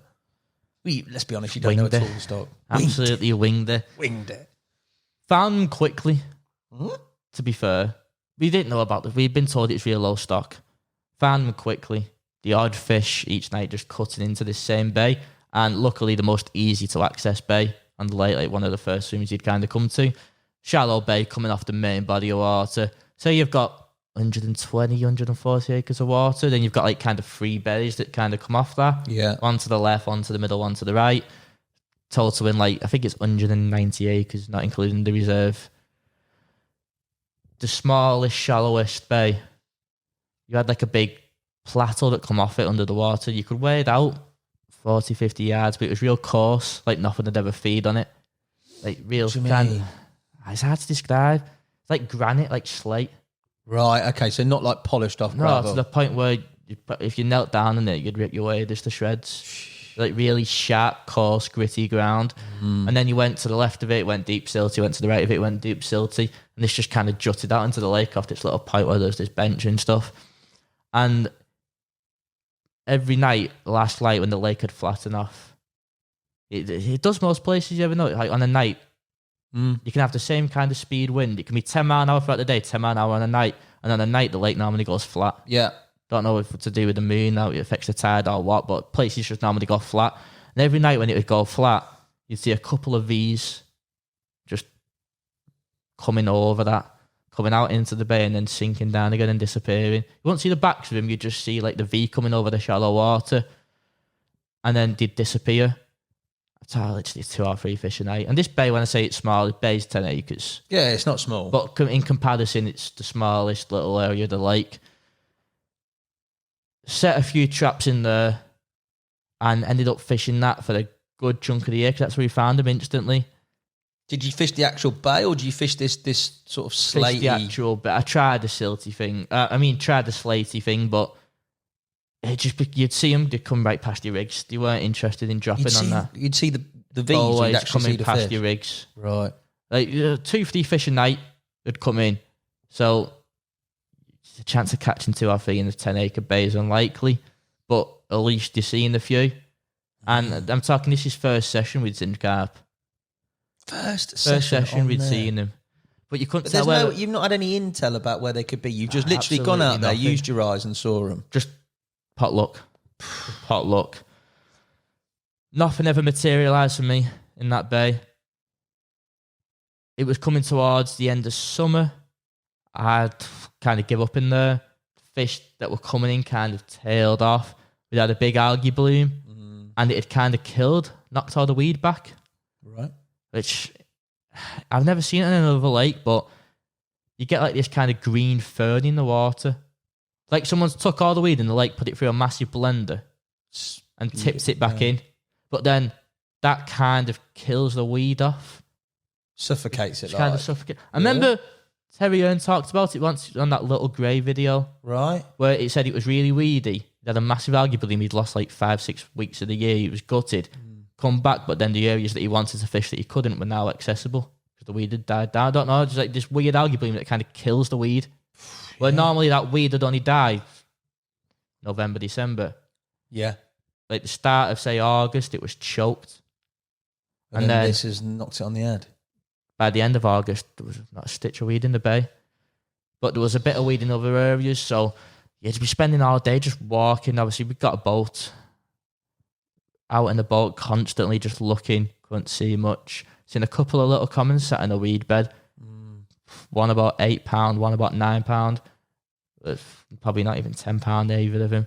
And they're the first fish I'd actually set eyes on. Because the other ones I couldn't actually see the fish. It was just, like the movement of the water that they were making coming in. Yeah. And they weren't bream. You could tell by the way they were travelling. There was literally just 2 or 3 fish. They were definitely 100% carp, but you couldn't see what they were. The first fish I got eyes on were like little tiny commons. Now, we'd only started in like June, July, because obviously the carp were spawning on the club lake. So we'd been on there a couple of months, fished in this bay, nothing had happened for me. Moved over to an area that looked real good for the autumn. In what way? Talk to me about that. On the wind, but off the wind. Okay. Sheltered from like... kind of off the main body of the water. Yeah. But sheltered by a point.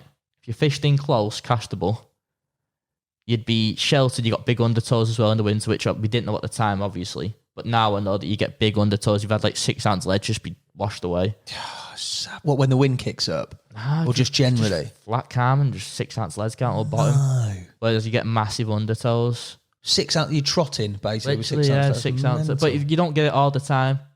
You can have it one week where like you might do a 3-night session and you end up having to come home because no matter where you go, you can't keep a lead in. But there's no rhyme or reason to that. There's not a big wind that's kicked up or anything. Flat calm and my days. 4 rods out and they're all just getting out around and pulled off like you're on the river. But then you drop back on the week later and 4-ounce lead holds bottom. I don't understand how that undertows work myself, but it's kind of on the wind, off the wind. Big reserve to one side, strictly no fishing. The big weedy bay in front of you, where we had been.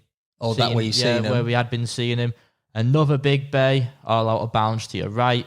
Kind of central lake, out in the main body of water, but slightly protected by a point, fishing in close. Just looked like the one. Everything that you've ever learned through fishing, it looked like the one where they'd probably head to autumn as the weed started dying and the naturals kind of diminished because the naturals in there was ridiculous. Really? Like, never seen anywhere like it for the amount of naturals.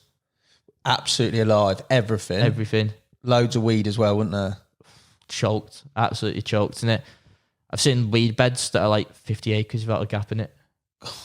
Like 50 acres, just one weed bed. It's like 50 acres, not a single hole. Oh my God. But yeah, the naturals was unbelievable. Started heavily baiting this area because this autumn area started heavily baiting it. I thought maybe bring the bream in, fish through him, whatever. Try fish a bait that I could have hired them on. I don't know, but I thought maybe bring them in, maybe catch the attention of any passing carp, and potentially big bed of food might get them to switch off naturals onto the bait. Yeah. What were you putting out? Just anything. A lot of seed. A lot of seed. And then Obviously, I was using Nash at the time, so it was a lot of the instant range. Oh, instant action. Just keep just it. Get it in. Yeah, instant action. Still a mega good bait. I've used that on some of the more pressured waters in carp. But even on all of them, I like the squid and krill. Yeah. The candy nut. Tiger nut. Yeah, candy nut crush. Yeah, I've used that. I used a few of them. Yeah, I used the coconut on the parks and stuff. White. Yeah, that white. Yeah. But on them more, on the water where it never really fished, never really seen good quality bait anyway, you don't need to be going using the best, like, say, like the squid or something. You can get away even more with the cheaper quality. Did you worry that, like, because of the prolific nature of naturals, you've gone through your thought process about trying to get them on bait, but did you worry that they would just never get on bait? Yeah. That's why it was a hell of a lot of seed to kind of represent the snails that was in there. Okay. But I knew that by putting the seed in, you was going to bring the bream in. So that's why then you'd give it a massive hit of barley as well, because you thought maybe if they're feeding on the seed and the barley's next to it, you might be able to get them to switch more onto barleys. And then eventually, if you start catching from there, maybe get rid of the seed and just go straight out and out barley fishing to maybe get rid of the bream. When you say a massive hit and mass baiting, what quantities are we talking about putting in? And well, how I thought this was mass at the start, 100 kilo. How often are you putting 100 kilo in? That was probably over the course of like a month. I thought that was mass, but it turned out it wasn't, because towards the end of the campaign we started really giving it to them. But at the time, that was a hell of a lot of bait. And how often are you visiting this water? You want it? I mean, it's not every week now. Yeah. Just completely fell in love. But done probably 3 months in now. 3 months in every week, putting more quantity in. You've sorted out this autumn area that you think is going to be a goer, and you've started basically bringing in the bream. Pretty much. What sort of numbers of bream are you having when you're fishing it? I hadn't fished it. Okay, so you're just baiting it. Left it. First night on there, bream were nothing like fun. Not carp, you could see him clear this day, literally coming up, arching. You could see him only 40 yards out this spot. Maybe, it's like maybe 80 yards. I don't know. I was casting it, so it wasn't that far. I'm not the biggest of casters. And I was comfortably casting it. And you could see bream, clear as day, just folding over the top. God, no. Like right on line with the spot. Put the rods out, thought I was going to get slaughtered. Never caught a single bream. Never caught what were you using? Just, what was he using now? Barley tip with corn. On a German rig? German rig. And then they had a pop up on another one. Match the hatch, whatever. I remember it being match the hatch or whatever instant action barley was feeding. They had the match the hatch pop up on. Just had 2 rods in it, and they had 2 rods fishing elsewhere. Didn't want to overkill it, where they'd only just... First time I put rods in it, didn't want to overkill it. About 11 o'clock at night, I had a drop back. Bream, as you'd expect. Come right into the... Again, like Tutti. Right into the margins. And it come out there, it's just abyss. Probably 140 acres, like I said. It's just flat, this big body of water. The bays, you've got different topographies and features and stuff, but in that 140 acres, it's just a flat ball, 16 foot. 14, 16 foot really. It's just a flat ball and nothing. Absolutely nothing. You don't get any weed in them areas either, just absolutely just void. So, but there's a shelf obviously coming from where you're bivvied up. It suddenly drops within 30 yards to 16 foot. Okay, right. So, and then it just stays at 16 foot for 5, 6, 7, 800 yards, whatever, and 800 yards wide. It's just a massive area of absolutely nothing. But come up this ledge, just thought bream. Didn't even feel like a 10-pound bream. Come right into the margins, no head torch, gone to netting. It's done a little flap similar to the Tutti thing. Thought, tench, maybe some big tench in here. Never really caught many tench. So exact same as what had happened with Tutti. Just thought it was a tench. Thought it was a bream, then it went to a tench. Netted in, it's gone to a common. Let's have a look with the head torch. What a result, mate. £4. Doesn't matter though, does it? Doesn't matter. £4. I sat there laughing to myself, but I was 3 months, £4. Mate, but just to catch one on that expanse of water it doesn't matter. It could have been a 40-pounder that picked you up. You can't tell that. You can't pick and choose, can you? Unless you're stalking them, sight fishing them. Jeez. So you've caught a 4-pounder, mate. Caught a 4-pounder. That's your first one off the mark. First one.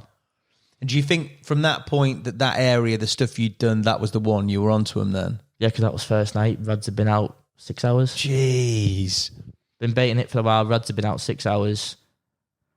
Come morning. When my dad's fishing, he's quite a bit away from me. He's like the other side of this point. Come morning. Just come in light. And it's proper atmospheric on there the first thing in the morning. No one about. Single touch. Look, maybe door pull. It's this. I woke me up one day. I'm still half a days. Looked out. Just flat calm. Mist just rolling off the lake. Yeah, like, you know, a proper atmospheric. But before I've had time to take it in, that one that I've just had a touch on, bobbins hit the deck and then slammed up and started peeling. I was like, jeez. Carp, 100% carp. Yeah. Lifts into it, just went out barefooted in all the sludge, and it just stripped me. Just holding on with two hands. Like I said, on the deep pit, I'd had loads of cats. Fought harder than any cat.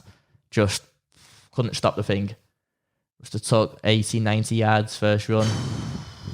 Eventually got it back. You'd be shaking like an absolute... Screaming for me dad. Can't hear me. Can't hear me. Dad! He's Dad! flat out. He's still flat out. Can't hear me.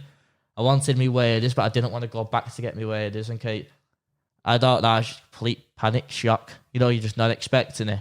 Whereas that little comment, I just thought it was a bream. This instantly from the get-go, you know, it's no bream. Managed to stop it. Got it coming back. All the way back, just like a dog on a lead. Then after that first initial run, come up the shelf, then it's plunged back down the shelf, then it's come up the shelf, then it's plunged back down the shelf, thinking it's going to cut me off. You know, I just need it to come up the shelf and go in the net. I don't want it going up and down the shelf because it quickly slopes down 16 foot, so that's quite a gradient. And you've seen this slatey area and things like that about. So I'm imagining that could be the same. Oh, obviously, I know it's full of natural, so I know it's going to be full of zebra mussels. So I'm just hoping it doesn't cut me off. Fell back slack. No. When I've wound in, it's not actually cut me off. This was my pop-up one that had gone. The first one was a bottom bait, this one was a pop-up. The hook point had outturned. Oh, obviously it can't have done that on the cast because I'm fishing in 16 foot of silt, 16 foot and pure silt where I'm fishing. So, like silt covered in like a bit of sand and, you know, just like a soft bottom. And it's a pop up, so there's no way that's been done. No, it's on the bottom. Proud, yeah. That's been done by hitting it in like cartilage or the bone in the mouth. Bone, yeah. Just hooked it probably a milli too wrong. It's just into. How are you feeling after that? Devastated. I've got 6 nights left. We booked time off, so this was the first night of a week session. And at this point, are you still at the bar? Where are you? At the pub? You're not at the pub? No, I just got my first proper job not long before. I'm 17 now. That would do me, mate. I know a few losses from a few people. Hopefully, I can get them on the podcast that are on similar waters that have done them for a long time, as in they haven't fished for a while. Do you know what I mean? Especially something that different. I know you're pretty new into the campaign, but something that strips you on that sheet of water with all the mystery, and you do all the hard work, and then it's just luck, fortune, circumstance. It wasn't meant to be, and you just come back with a bent out point. That's enough, mate. I think you've got 6 nights left, though. Yeah, it's positive. I like that. You've had 2 takes first night. Got 6 nights left. Everything's been reset. The exact same. Done it, rebaited the exact same. Rigs have gone back out the exact same. Just kept 2 rods in it despite having 2 takes. Didn't want to even though you could probably put 8 rods in it, they're not pressured. The lines wouldn't affect them, I don't think. I still just choose to stick with 2. I just thought repeat exactly what I did. Repeated exactly what I did. Woke up some point in the night to just torrential rain. Woke up the next morning to feeling wet. It took me a minute to have a wet the bloody bed here or something. But I've not done that since I was about 12. Well, 12. But not done that since I was about 4. Yeah. But I thought, what the hell's going on? Turned over and I'm in the lake. How has it come up that much? Floodplain. The lake was built by flooding. This lake, farmers' fields got flooded. Yeah. It's come up, looked out, can't see me rods. Gone. Gone, completely gone. I managed to get them back. But just can't see them. No way, mate. Water's touching my ass. In your bed chair? In my bed chair. That's how I've woke up. Man, I obviously had to get out, got soaked. I've packed up, managed to get my rods back. Alarms, don't know how, still fine. Don't ask. You got half freeze? Would he have been on half freeze then? Yeah, I'm not too sure. It probably would have been half freeze. Not 100% though. I've drowned a few sets and they're still work, yeah. mate. To be honest, I've had them 3-4 years now, not an issue. Yeah. But it might have been, but I'm not 100% whether I was still Delks or half freeze then. Can't think, but anyway, managed to get all my stuff back. I've had to set up on top of the hill now. When I was at the bottom of the hill in this nice little tucked away area, I've had to set up on top of this busy hill where the public come. Put my rods on the slope of the hill and fished out there, back to the same spot and stuff. Water must have come up 5-6 foot. Didn't see another beam show for the rest of the session. That was it? That was it, just dead. You can imagine that it must have took on 20 acres of water. Jeez, that's a lot. You've come up 5-6 foot across a 200 acre pit. That's got to be a good few acres of water. And it's cold water, it's muddy water. The clarity's just gone through it's probably dropped a couple of degrees overnight, I'd imagine, the water temps. A couple of degrees overnight. And this is autumn, so that's kind of like having a frost in my mindset. Oh, yeah, 100%. Temperature. It's kind of like having a frost. But the first frost of the year always knocks it. Yeah. That's knocking it because it's just a couple of degrees overnight. I'd imagine that water dropped. Short period of time, innit? That's mad for it to come up that much. Unbelievable. That was it done. Went back on for a bit that winter. Managed to get some time off work. Did a 10-night session on there through that storm, Clarissa. Yes, I remember. We had 3 back-to-back. Yeah. Big storms. Yeah. Tucked away, trying to get off. Out the way of the wind. The same bay that started there and then moved a few times. But you were still introducing bait over this time, or still not? Introducing a bit, but really slowed it down because I knew that the bream weren't visiting anymore. So I didn't grudge giving them bigot to bait on there because I knew the bream would go through it. Yeah. But I knew the bream weren't visiting now, so I really kind of slowed it down a hell of a lot. But did a 10-night session, caught 1 bream, I think. Obviously, place was fully. The place was probably 230 acres by this point, just complete floodplain. After swims you could normally fish were gone. That was it done then till the year after. Went fish back onto this club. Had a couple of. Oh, you went back onto. Went back throughout the winter. Throughout the winter, went back onto the club. A lot of my mates who I said I had mates in school and stuff. Yes, a lot of them were on that club ticket. Yeah. Yeah, handful of 30s in. Did you catch any? I never know. But they were stocked. They were stock fish. I think they were simmos with a handful of originals in, but it was just somewhere local. Handful of 30s in. It's done its first £40 now. The first £40 in my town's done the other month. Jeez, mate. But yeah, they were a handful of 30s in there, low 30s at the time. But some real nice old originals. Yeah. Smaller fish, mid-20s, real nice originals. Gone and spent the winter on there. There was 2 in there I wanted. There was a few when I started. Obviously, I made a list of ones that I wanted, a few pictures. There was 3 or 4 that really stood out, but 2 of them that, if I could pick it, that to have been them 2. Mm-hmm. One of them I never went on to catch, and it was, I think everyone will agree, and it's not unfair to say, it's pretty much the mug of the lake. Is it? 14, I think the first year did 14 captures. Jeez Louise, yeah. First year I fished it. Friendly. It was at least 12 captures. Why did you want it? The size, the look of it, the fact that it's original? That was the one I'd always heard of about in that place. Okay. And £30 zipline. Nice. I'm not sure, I believe the original one. No, I'm not too sure. But £30 zipline. And it's from an old Mia. So that was the one that just stood out. It's the one I'd always heard about as well before joining. So there was that one, and then there was another one, a dark, scaly-ish one, upper 20s. I think it's mid-30s now, but it's upper 20s at the time. Ended up catching that one. The scaly, dark one, proper purple around its mouth and stuff. But that sounds epic. The linear, I had it caught out the peg next to me, photographed it for mates. That's one of them not meant to be. When I said obviously Tutti was a quick one, this lake that was rainbow, a mini version, that was a quick one. The Park Lake, that was a quick one. This is a finisher. Was the one that You should just have like happened. difficult carp, mate. This was the one that should have happened. Yeah. Absolutely beat me. And he never even got close to it. Too muggy, mate. That's I why. never got close to You it. said this before to me off camera, all this fishing, and obviously we'll go back to the big pit and carry on the story. But you said to me before, you said when you're on a sort of a more stocked commercial venue, your head goes because you're used to not seeing anything. When you do see one, it lead into a capture. A few captures. Yeah. Whereas then you go on somewhere, well, I do a bit down the day tickets, down linear and stuff in the past.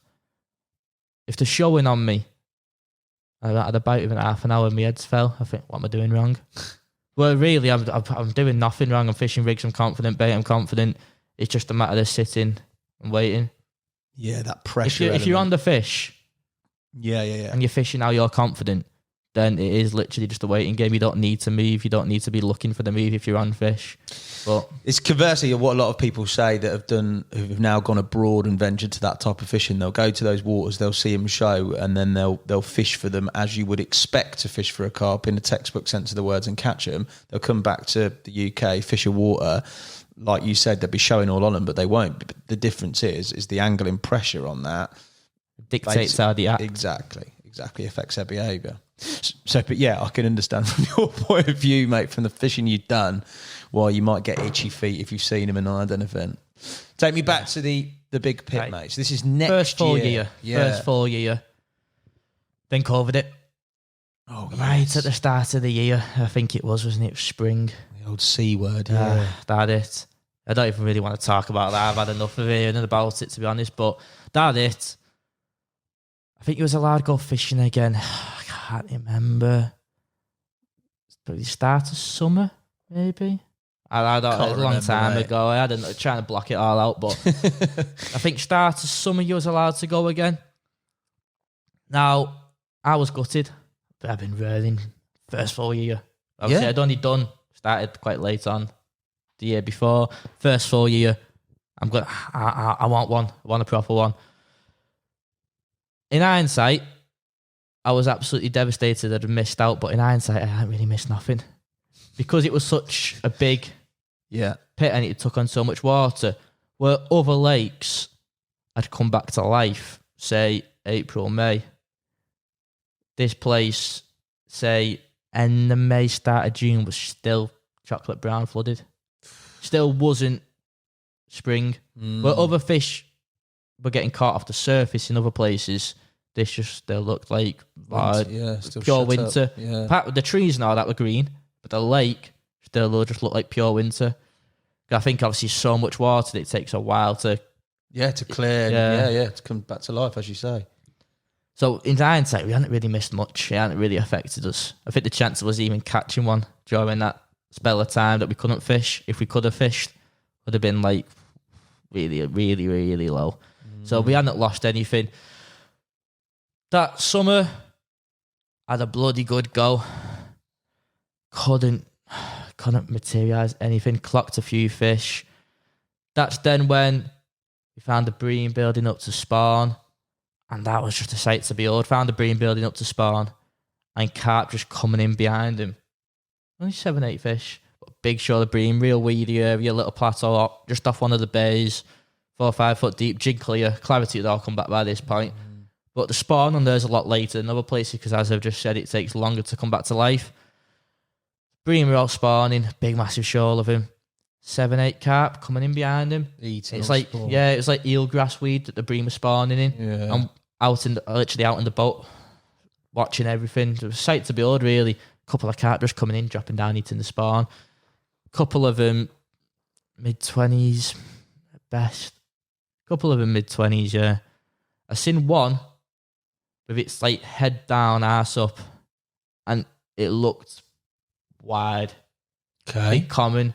But looking back on it now, was it a mid-20 about to burst? Full of eggs. Okay.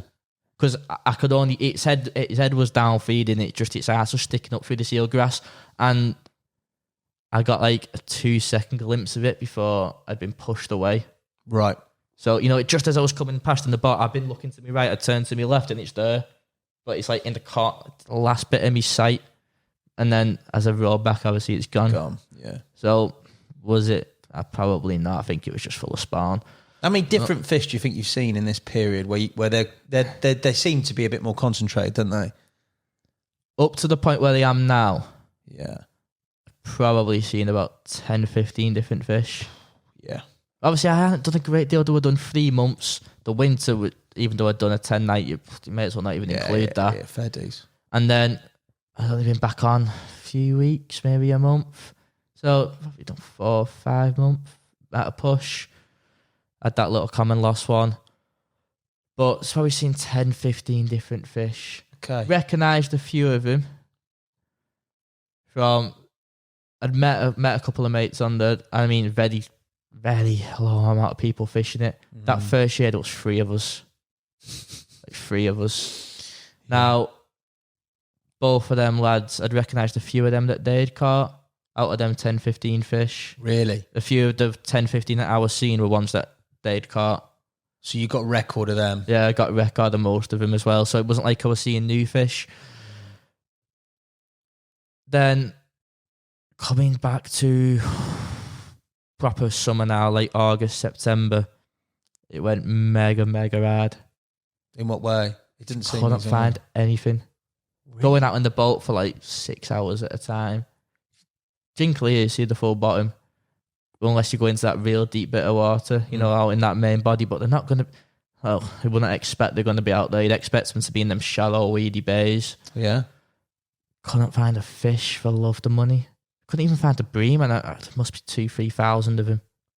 So it's crawling with them. What are you doing in this period then? Because this is completely stagnant. Like, if you can't see anything, you're saying you're out in the boat. But if you're going through a few days, nights, sessions of those, spending the days searching, and then whatever you wasn't seeing much to go off, but whatever you kind of had to go off from that day searching, then setting up as close as you could to it. And you've still been introducing bait, yeah? In different spots, but not so much in that autumn area because it's just real deep barren. Wouldn't expect them to be there in the summer. Yeah.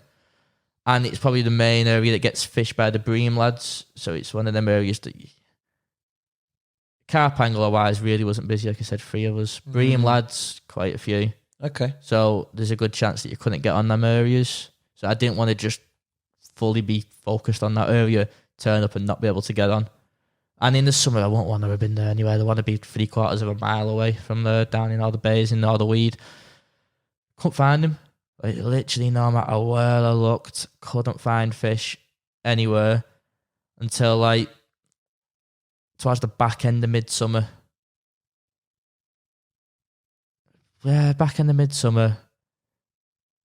Probably late summer, end of August, maybe. Okay. And I found a load of him. Like the mother load. Again, all little. What do you mean the mother load? How many we're talking? 20, 25 fish in a shoal. 20 fish in 200 acres is the mother load. 20, 25 fish. Couple of mid-20s, again, ones that I'd recognised. A lot of little commons, a little tiny koi. Don't know how it's got in there. And pretty much, you sat 4 or 5 foot from the side. Real shallow water. But an area you strictly cannot fish. Like, just complete private land, you cannot get anywhere near them. I'd spotted them from the boat. You literally cannot fish it. Tried stalking them out the boat because theoretically you can fish like that because you're not actually on that land, you're in the water, do what you want when you're on the water. I tried stalking them out the boat, didn't want to know. What, bread just spooking straight off. Oh, no. But to fish from the closest legal swim would have been 200 plus yard tow across mega shallow water, which was choked in weed, choked in bird life. The boats didn't come down there, like the actual sailing club. Yeah. But you had like the canoeists come down quite a lot. Okay. The actual boats couldn't come down, the speed boats. You had a proper big boat in there as well. It was weird, like you'd actually have it on the sea.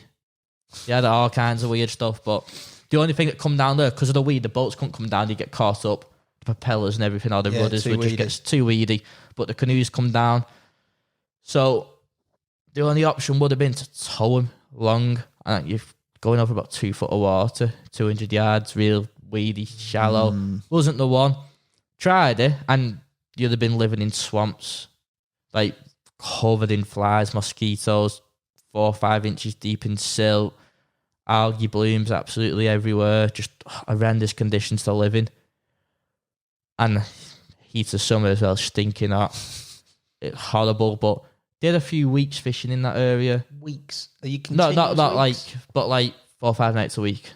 That's, yeah. As much as I could.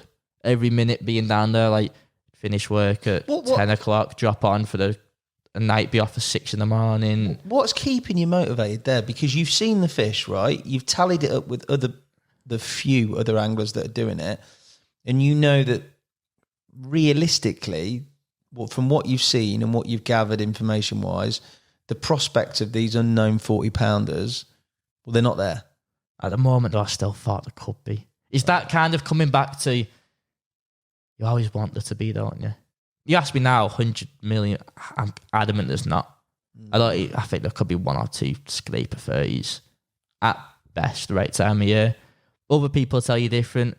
Like the last year that I fished it, apparently 1740s got caught that year, yet there was only 5 anglers fishing it, including me. And 1740s? Apparently got caught, but not a picture of one of him. Not a name to any of the guys who'd caught him. Yeah. Just my mate went on there the other day and had a 40. Never been back on since. Don't know the mate, never seen his face, don't know his name. Yeah. Had a 40 first night, never gone back. 17 times it happened. Sounds in the like course you, of a mate. year. If it was going to be anyone, that'd be you. I know, so I'm not saying... Yeah, I know what you mean. But basically, you're still thinking there could be a chance. Still thinking there could be. I knew it had done a 32 20 years previous. Yeah, I know about fish. Done a 32 20 years previous, but a lot can happen in 20 years. Places crawling with otters as well. Is it, you see them? Yeah, see them. I've had them in my bivvy. They've come in I've had them your in my bivvy? bivvy, the big dog otter in my bivvy. What the... What talk me through that? The dog otter in your bivvy experience. Did you have the dog at this point? Yeah, this is like the last otter we've done on there. This was end of last year. Went back on after a break. Went back on just for a couple of weeks. Right. Just like old sake time. I think I had the dog with me. I've been seeing him regular back in this autumn area because it turned out that was the area to be in the autumn. Back in this autumn area, I know from previous that's where I need to be. Got in, started baiting it. Done about 3 trips over the course of 4 weeks. Ended up actually catching my biggest fish from there in that little return. But what, when you came back? Yeah, came back big after was the year. that? 22. Mate, but that's a 4 mega years. fish out of there, Yeah, mate. that's 4 years for the 22. Might be my biggest, but What a fish, though, from there. But the funny thing about that is I'd photographed that for someone I knew a couple of years previous, mint, not a mark on it. Tail was gone. Oh, no. Had 4 big slits down its side. You can see on the pictures, it's a complete different fish. Yeah, worrying, mate. Talk me through the dog otter. Sat in the bivvy and something's ran past, and it's pitch black. Something's ran past, but it's like really weird. Kind of like an arch shape. Right. You can't, like, literally like an arch, and it's just went straight past me, bivvy, like 20 mile an hour. I'm like, that's not right. You know, to the point where it actually scared me. I thought, that's like... What do you think it was? Something, not an animal. Yeah. You know, like just like an actual dark arch about 2 foot high, and it just ran past me bivvy door. But I couldn't make out what it was. It just gone straight past me. I was looking out, and it's just literally ran past me bivvy door, but in like an arch shape. Really, really, really weird. So I'm just sat there trying to like contemplate, have I just seen that? Or am I tired? Is my eyes playing tricks on me? And then I heard a lot of squawking in the bushes to my left in the reed line. I thought, right, no, at least it's some kind of animal, but what the hell was it? And I'd seen a lot of otters by this point, but it'd come through it like a weird shape. I don't know. I don't have a clue what I'd gone on, to be honest with you, but I got up, put my head torch on, see what the hell was squawking next to me, and speak to Big Otter. The big eyes, Yeah, glowing back at me. Swam off. I'm watching it. It's popped back up again at like the start of the reserve, walking across like this old railway line that juts out into the lake. And it's walking across that. You can see its eyes glowing at me. Got head torch on full beam, pointing at it. Thought, right, it's gone. At least it's out the way. What? 20 minutes later, sat in the bivvy. This edge just come round my door. And they're meant to be quite timid creatures. You'd be like... Yeah, you'd be... Yeah. That's ridiculous. Don't get me wrong. Obviously, they're brave. They're nasty little things. But normally, they would avoid conflict. Like, they'd run away from you. Yeah. Just stuck its head around the baby door and literally put it in and just stared at me for like 30, 40 seconds. Not much more than from me to you apart. Just staring at me. And it's the big dog. Must have been 4 or 5 foot long. Yeah, ridiculous. They get big, don't they? Really big. Yeah, 100%. Like 4 or 5 foot long, just staring at me. First time I'd ever seen one. I thought I'd seen a Labrador swimming across the lake.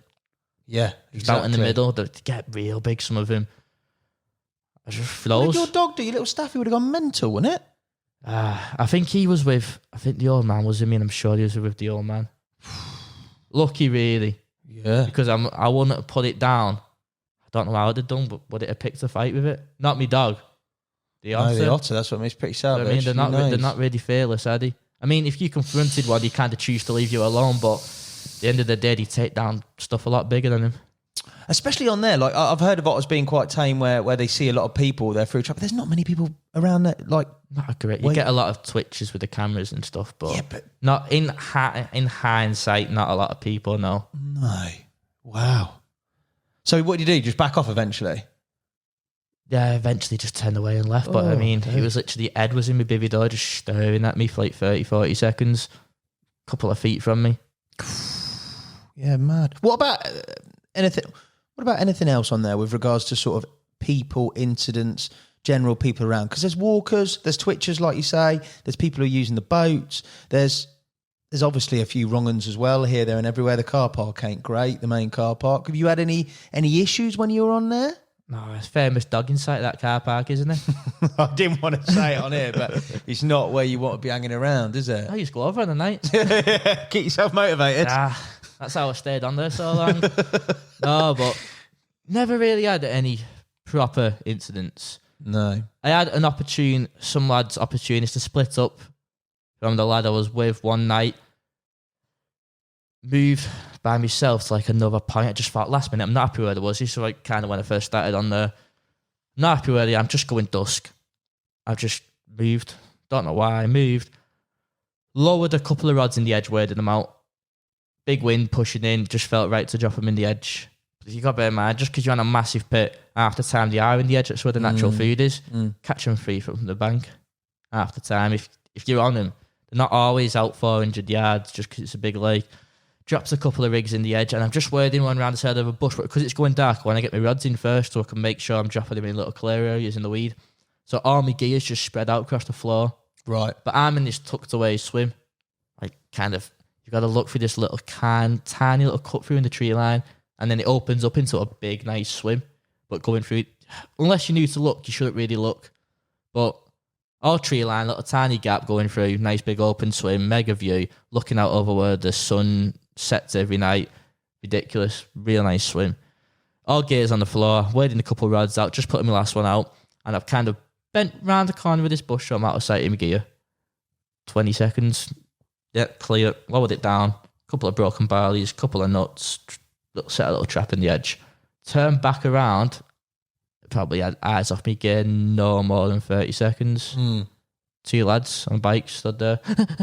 You know, like kind of like... Yeah, sketchy. Like proper shocked. Oh, there you are. I was like, what do you mean?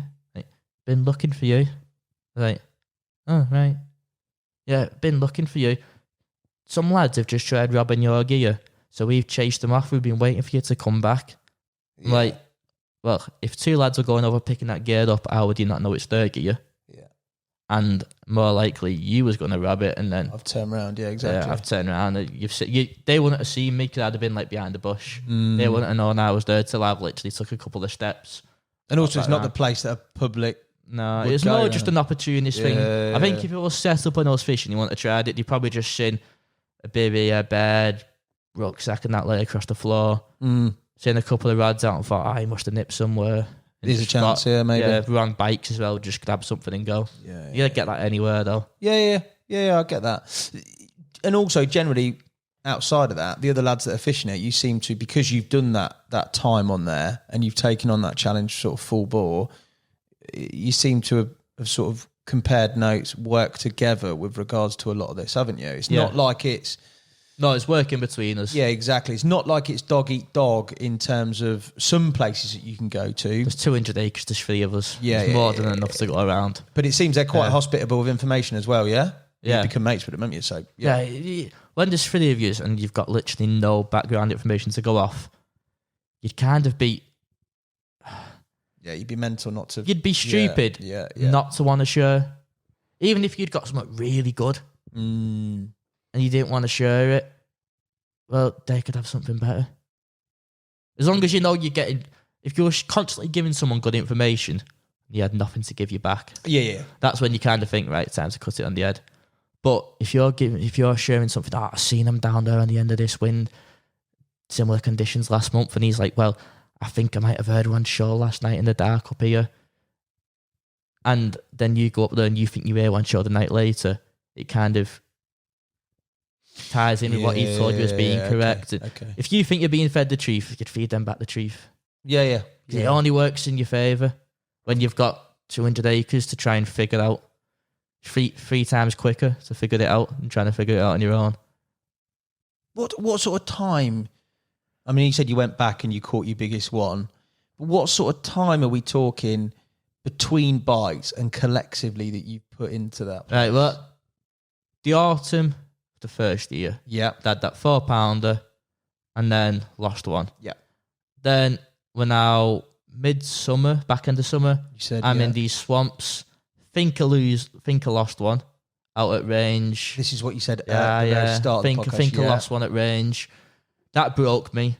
Went back onto the syndicate. Had a break. Like I said, I literally brought me down to tears. What, because of the effort and the just the effort, and then I was so close to giving up a thought. I've done getting on for 12 months now. We're at the end of summer and it was autumn. Well, I actually done over 12 months, sorry, because I started in July. We're now past July. So I've done over 12 months. I've just had a 4-pound common and lost one. And then I think I've just lost another one. And I was seeing fish regular down this end in real shallow water, but they didn't want to feed. They're in like 2 foot of water. And they had to come up because floating wee beds wiping me out every 10 minutes. This is what I saw in this video, which is big pit savagery. Like floating wee beds coming down, wiping you out. If they didn't, a canoe would come down and wipe you out, or bird life would wipe you out, because obviously you've got to imagine your line lays rubbish because it's going over 2 foot of water, pure weed. So then we ended up coming up with like washing line method, but out in the lake.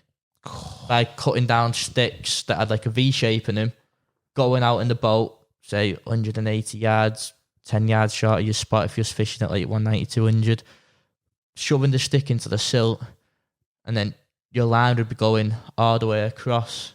So it wouldn't be on the weed at all. It won't be touching the lake.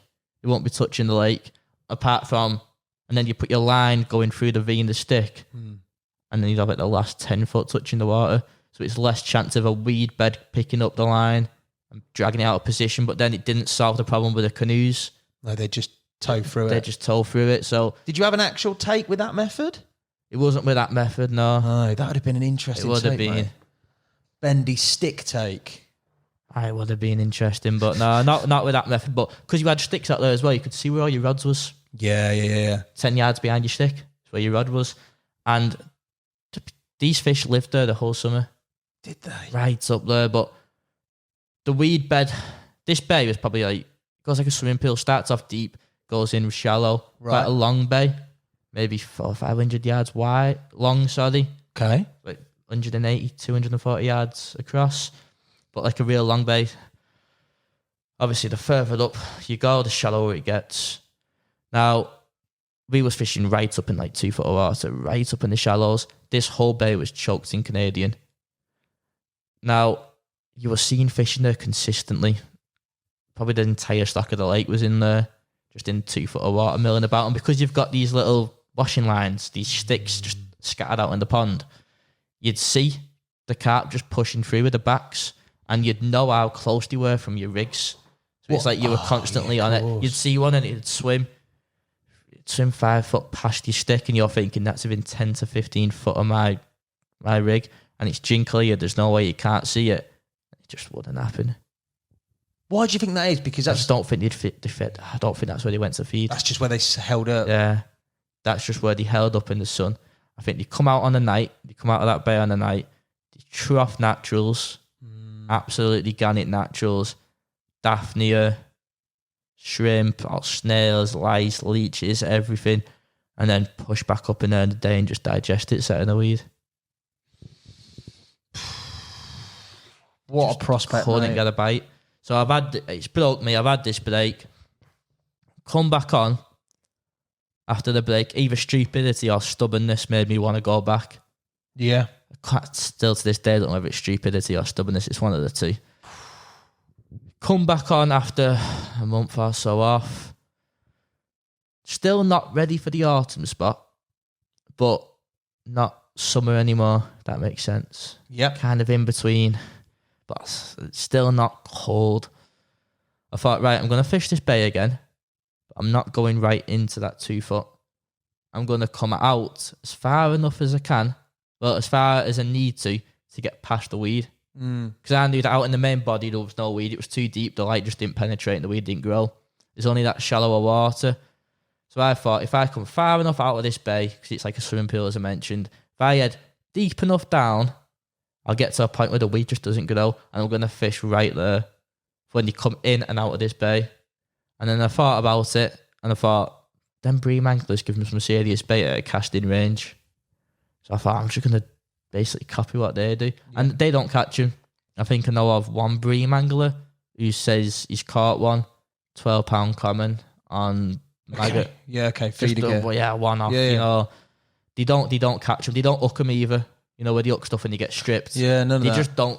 Some places the bream lads cane it. Yeah. But one, maybe 2 captures. So nothing really. Yeah, they don't catch them. But no doubt that they're eating the bait that they're putting in. I'd imagine so. Or they're at least getting used to seeing beds of bait at that kind of range that the bream lads chuck. Fair. Yeah. So I thought if they're chucking 60 yards, I'm just going to go 60 yards. I knew it was clear out there. And I'm right at the edge of this big, massive weed bed, 50-acre weed bed. Right at the edge of it. Absolutely filled it in again, just particle, chopped barley, 4 different flavours of barley went in. I didn't really care what went in. Just give him everything. Had a couple of nights to play with. First night, 2 bream, as expected. Yeah. Second night, single touch. And I was on with someone at the time. They was fishing to the left. I was fishing to the right, a bit closer to the weed. And I said, blood. And it was just about the time that the bream normally start. Don't really catch them throughout the day. It's mainly night, dusk, first light. You know, the bream. Don't get many bites through the day. Couple of bream, but very rarely. I've had this single touch. And I've said, bloody hell, it started already. Just going dusk. Yeah. Bloody hell, starting.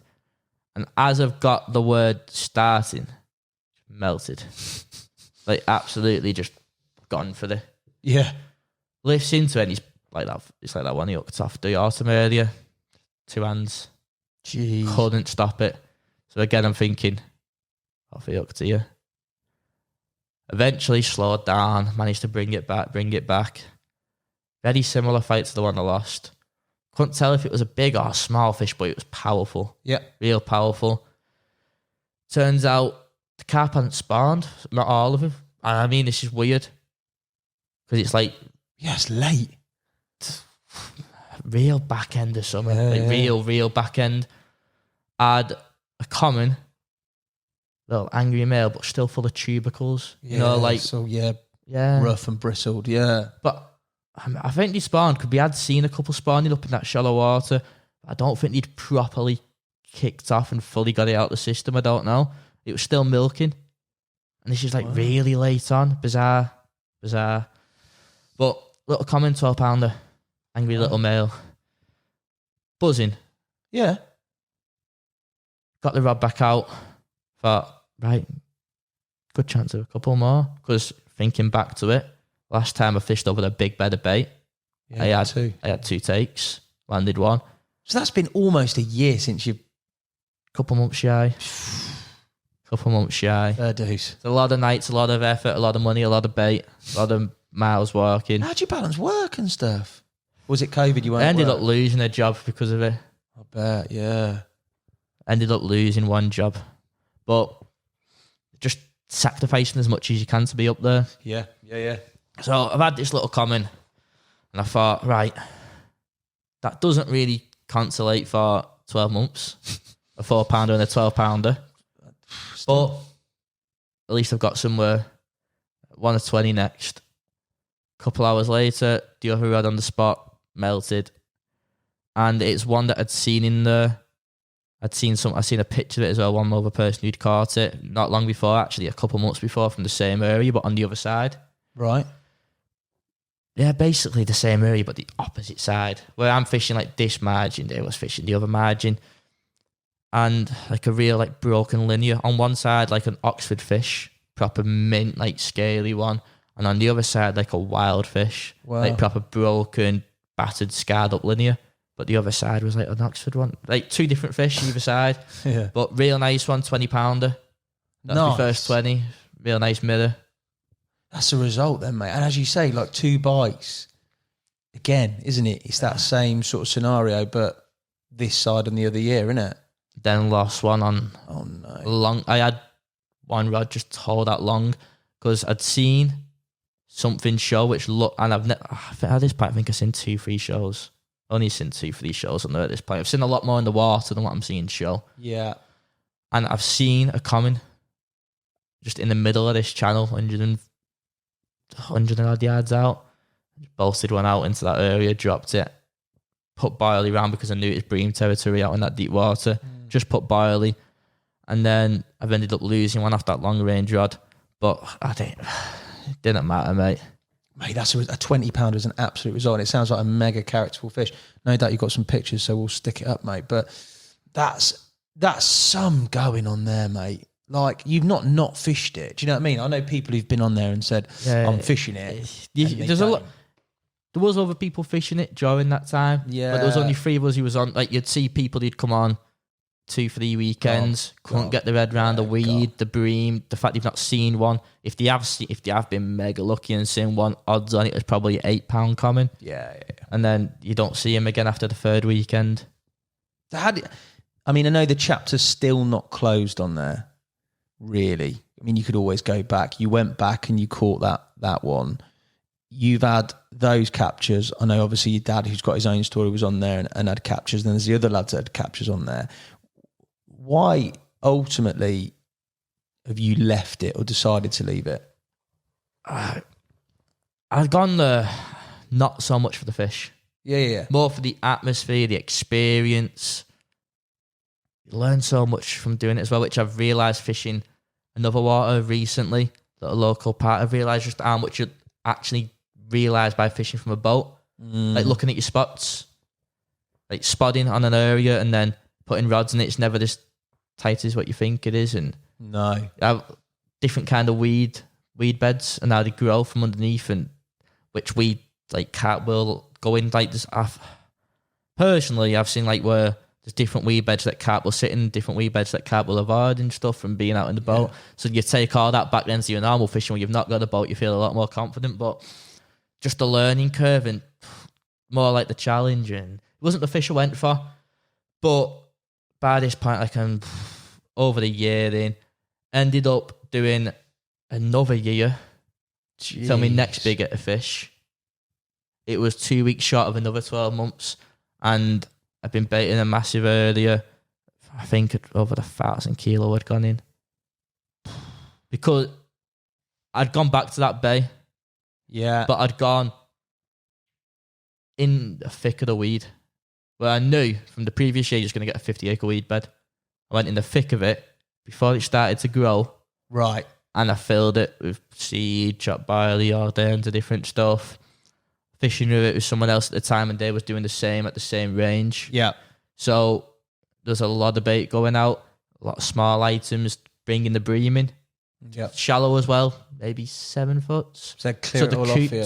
The coots would feed the coots. Throw a load of corn in, let the coots get on it. As long as that spot's getting demolished. And in front of you, solid weed. Behind you to the left to your right, solid weed.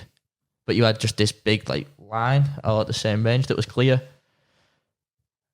I've been fishing it for a while. A couple of bream off it. Then it had 3 in the morning. Another 2 little commons. And then they had another 20-pound mirror, proper mahogany one. Mental one, like a little black starburst on it, which been featured on your podcast before, as you mentioned earlier, this fish. It's a mega fish, that. Real nice fish. Imagine if that grew to £40. Proper starburst scales all over it. Real nice fish. But then, looking back at what I'd caught now, going into the 4th year back at what I'd caught over 3 years, adding in what my old man had obviously caught, adding in what the 1 or 2 lads that we knew that was fishing that we got on with had been honest with us and showed us the pictures. Going off what they'd caught, got an album in my phone, and then going off what I'd seen as well. Well, to put it in perspective, I've got an album in my phone with 40, top of my head, I could be wrong, 43 pictures of fish. Yeah. Out of them 43, 20 something are the same fish. So there's 20 odd fish in there. 20 odd fish out of 40 odd captures. Apart from the 17 40-pounders that have come out. Apart from the 17 40s that have come out. Apparently I've had 3. Good work, mate. Kept them quiet. I had 3, apparently. I'll see the album later and check. But yeah, mate, I know exactly sort of what you're talking about on there. But there's still knowing that, and then there's hands-on doing it and keeping yourself motivated. All the time out in the boat as well, mate. You never seen them. Hours. Yeah, I was going to say. I've seen a couple that could scrape 30 in it, man. I'm talking right time of the year. It's just an impressive bit of self-discipline to go through that for that long and sort of. I'm not saying it's and demeaning it in any way in terms of results, because those fish are, in my opinion, for anybody who's looked at that expanse of water, who's looked at the potential of fishing it, they're as valuable as any big fish that are caught anywhere. 20-pounder from there is as good as a 60-pounder from a lake that's got a 60-pounder in that you know about. Do you know what I mean? Yeah, because they're complete unknowns, mate. The achievement that I feel has come from it was more being there. Yeah. And actually sitting it out from the age of 17 to say 20, 21, and actually giving up and then going back. And then giving up and then going back and then losing a job for it, and like got to the point where I'm like, so I'm not giving up till I've had what I wanted. And then imagine the tackle and bait as well. A hell of a lot of bait, hell of a lot of tackle. Well, not so many hooks, but saved on the odd hooks, mate. Done all right. But that's not the end of your sort of big pit chapters, is it? That very much stoked the fires that were already there, but then from that point, you've moved on, or you've had a really successful campaign on another one, haven't you? After that, I wanted the same kind of freedom of being able to go out in the boat, lower your rig, search for the fish. I wanted that style, but I actually wanted the fish, if that makes sense. Yeah. I wanted the stock to go with fishing. That, yeah. Now, that's few and far between, especially around here. I wanted somewhere where there's actually, you feel like you've got a chance of catching something with a bit better stamp. Now, there's a water that I'd always knew about. I'm not going to go into it too much out of respect for the lads. Yeah, of course. There's a water that I'd always knew about, say 60-ish acres, 70 acres, don't know. Less than a fishing acre, apparently, according to the locals. Say it's 60-ish acres, there's meant to be less than 60 fish. Gin clear, mega weedy again. Extremely ran with naturals, more naturals than the 200 acre. Wow. Like crawling, freshwater shrimp everywhere, daphnia, ridiculous. Like I said, gin clear, you can see the bottom in like 12, 13 foot of water in the deepest points. Bolting pit, real busy on there. Right. Good few anglers fishing it as well. That was the only negative. But obviously, with the stock of carp, I knew that he was in there. Yeah. It's one I knew about, and I knew the stock was in there. With the stock of carp, you're going to get the anglers as to expect. Stock-wise, ballpark, there's 30-pounders, isn't there? A good few of them. Yeah. Like, definite. Yeah. Started on the second session. It's meant to be 1 or 2 fish a year. Yeah. 1 or 2 fish a year. There has been lads who've gone on and done a hell of a lot better.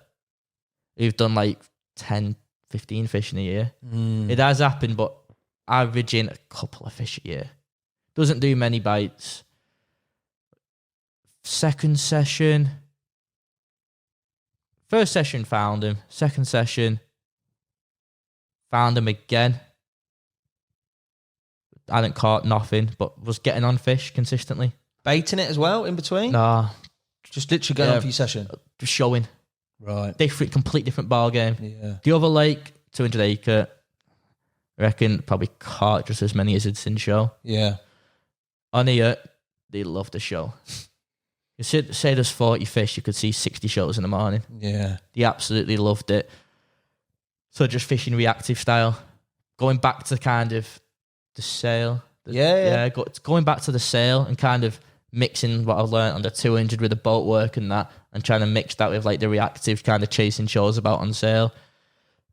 Now, I think third session it was, managed to get a few nights off. Thought, right, been seeing him regularly.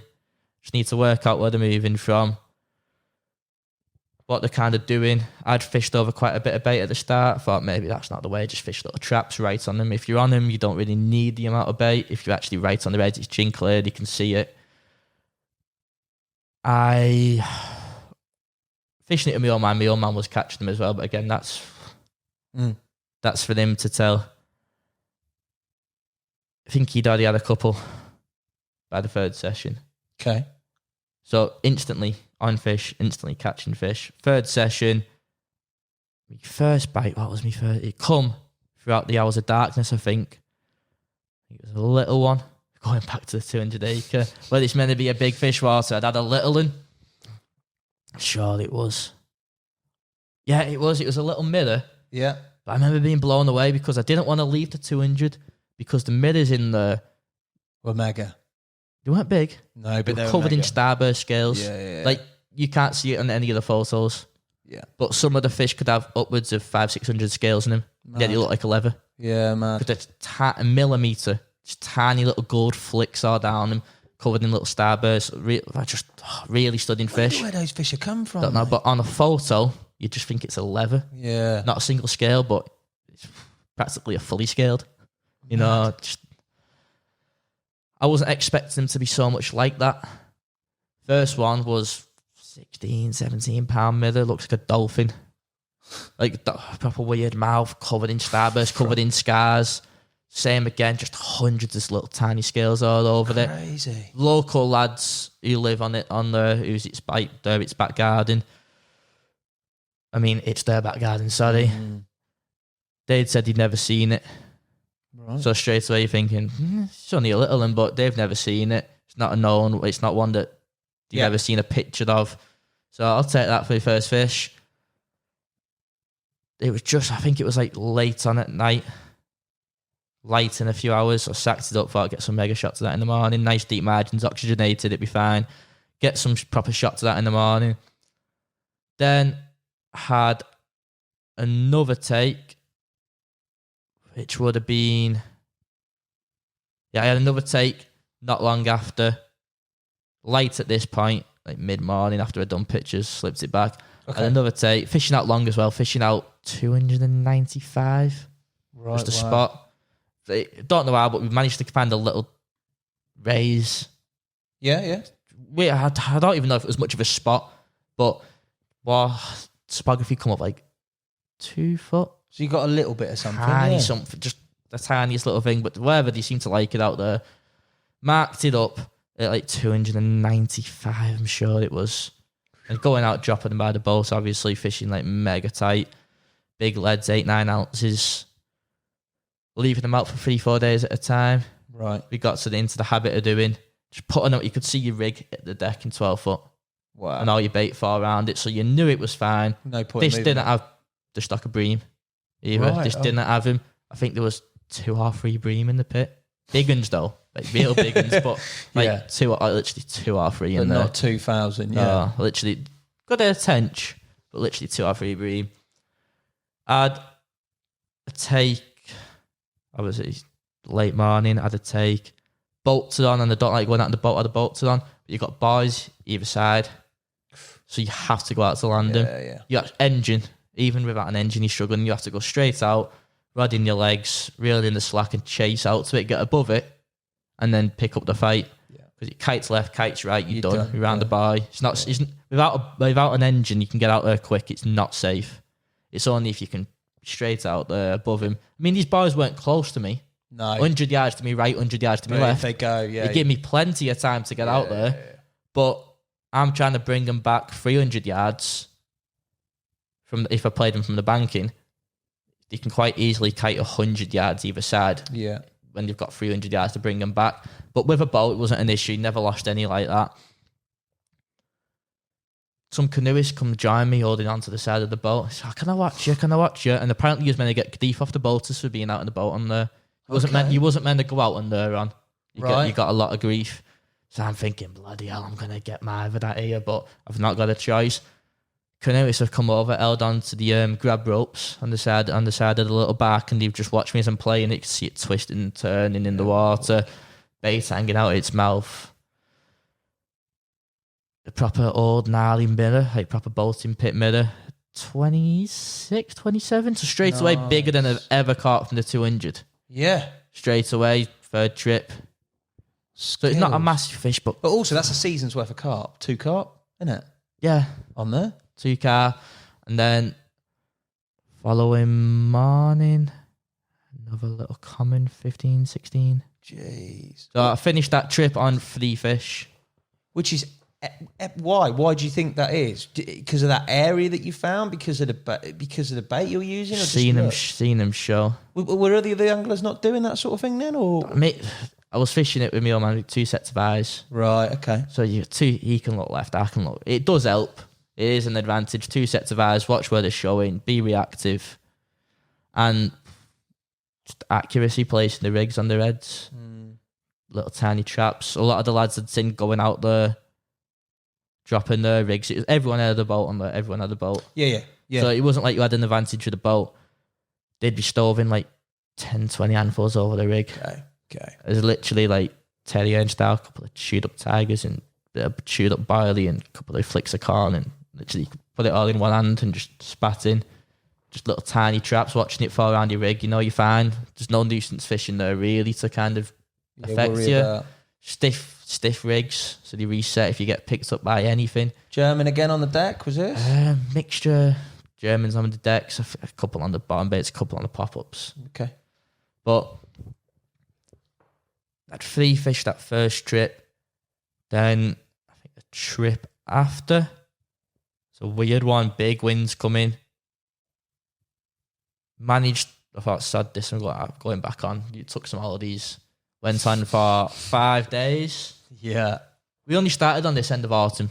Jeez. So September, I'd just come back from Creamfields, which is the August bank holiday every year. Right. So it'd have been like the very start of September. Yeah. I remember the first session I was rough as hell. I just slept. Obviously, I've been there for 3 days camping over with my mates, so I wasn't in a fit state. So we started like the start of September. This is probably like the middle now. 4th trip towards the back end of September. Big winds, stuff starting to cool down, weeds starting to die, starting to break up. Yeah. Naturals are starting to diminish in there. Towed rods back out to this spot, lowered them in. Rods have been out 3 days, nothing, not seen a show. Place is just fired alive. Dead, yeah. Been on 3 days, literally not a show. Thinking, where do you go from here? Then, I think we had 5 nights it was. Yeah, we're about halfway through, 3 days. Single touch again. A lot of my fishing single touch because I'm now fishing at range. I love this single touch, mate. I get it on 90% of my fish though because you're fishing at long range, tight lines. Yeah. You normally always get 1 touch warning. Now I don't know why. I think just because. So do you reckon that is a pickup on that touch, and then you can see your rod tip and it goes? You don't reckon it's a fish coming through that tight line? No, I reckon it pick up. Yeah. You don't. 3 days, you've not had a single beep. Nah, you don't get liners when you're fishing so tight. Nah. Tips up in the air. You just see it go. Bent over. Yeah. Tips up in the air, tight line. Tips bent before you've even hooked the fish. Yeah. Just fishing that tight.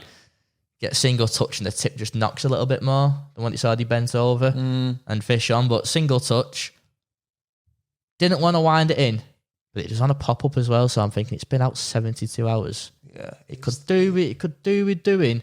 But I don't want to pick that rod up yet because It might, and the bolts were on, and I knew that they were on for like 8-9 hours. Yeah. So if I reel that rod in, I can't put it back out for 8-9 hours. So I may as well just leave it out there until they've gone home and then redo it. Yeah. It's better off being in, even if the pop-up's on the deck, Yeah, they're not fishing. than not being in the water whatsoever, Yeah, because yeah. you can still catch on a pop-up that's just gone to a wafter.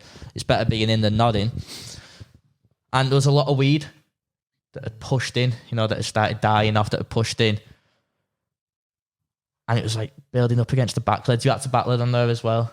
Because of all the baits and stuff. All the bolts. So you're fishing 3 ounce, like 2-3 ounce backleads. Because obviously you're fishing such a tight line. If you had a light backled, it's just going to get lifted up. But they're drop-off backleads, aren't they? Yeah, drop off. Yeah. Fishing like 2-3 ounce backleads, sorry. So the tension of the line doesn't just lift them. And the weeds built up against them. So I just put that single touch down to be in the weed. Mm. And then the bolts have gone in about literally a couple of minutes later. They've gone in. They have like short breaks, every half an hour. Okay. So I thought, no, what, I can manage it quick. If I was it in quick, I already had fresh rig with beta and everything. All I had to do, clip it on, send it back out, jump straight in the boat, fly out, drop it. Got half an hour, I can get it done. Lift the rod up, starts winding. And it just felt like the general weight of an 8 ounce lead. Then all of a sudden, took off. What? Just took off like a steam train. Again, fish on, you didn't even know. That's mad. Jumps out under big winds, real big winds. And it's going. And this is at like 200 plus yards out, closer to 300 and 200. And it's stripping.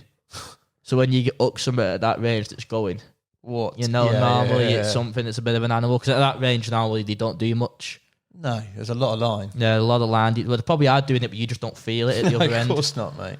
This thing was just going, heading out to a big set of buys. I've got out in the boat. Don't want him, I'm going to have to. Jumps in the boat, chased it down, and a little bark, engine on. Waves are just slapping it.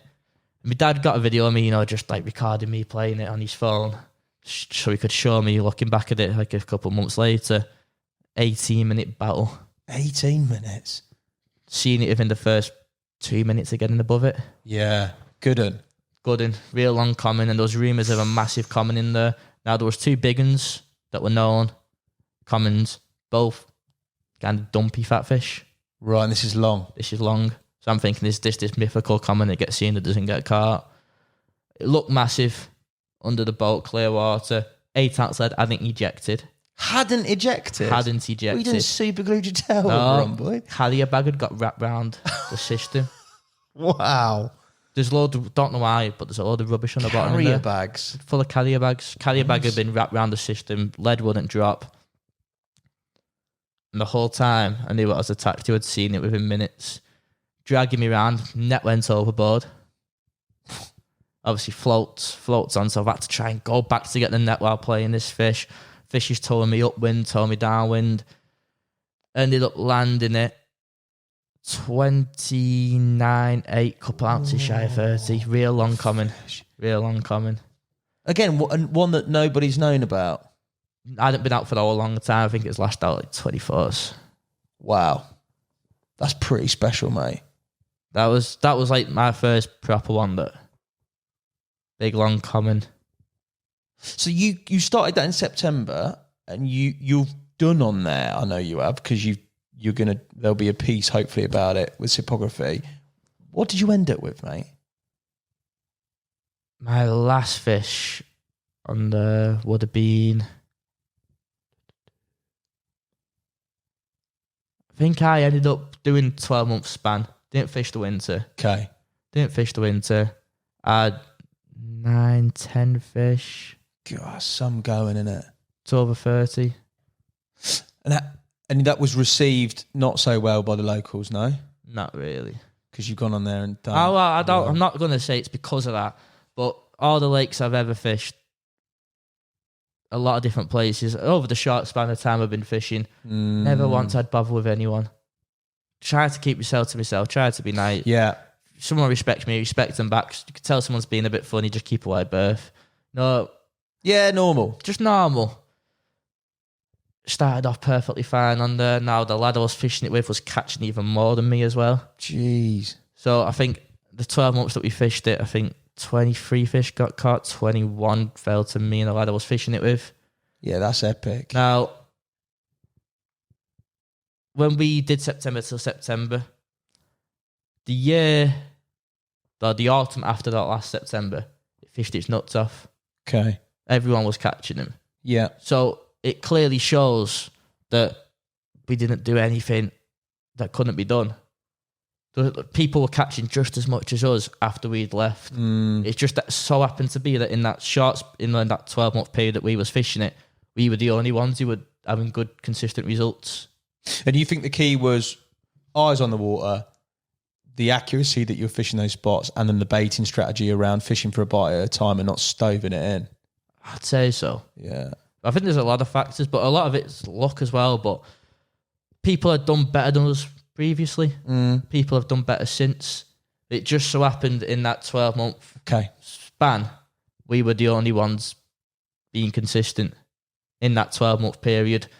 And then it didn't take long for like the atmosphere to change on there drastically. And you're done on there now. You're happy with what you caught? There's a lot more of the wanted. Ones that I know of that are the wanted, but it's not worth the grief. If you've had the 30-pounder, you're happy. It's not worth the grief. No.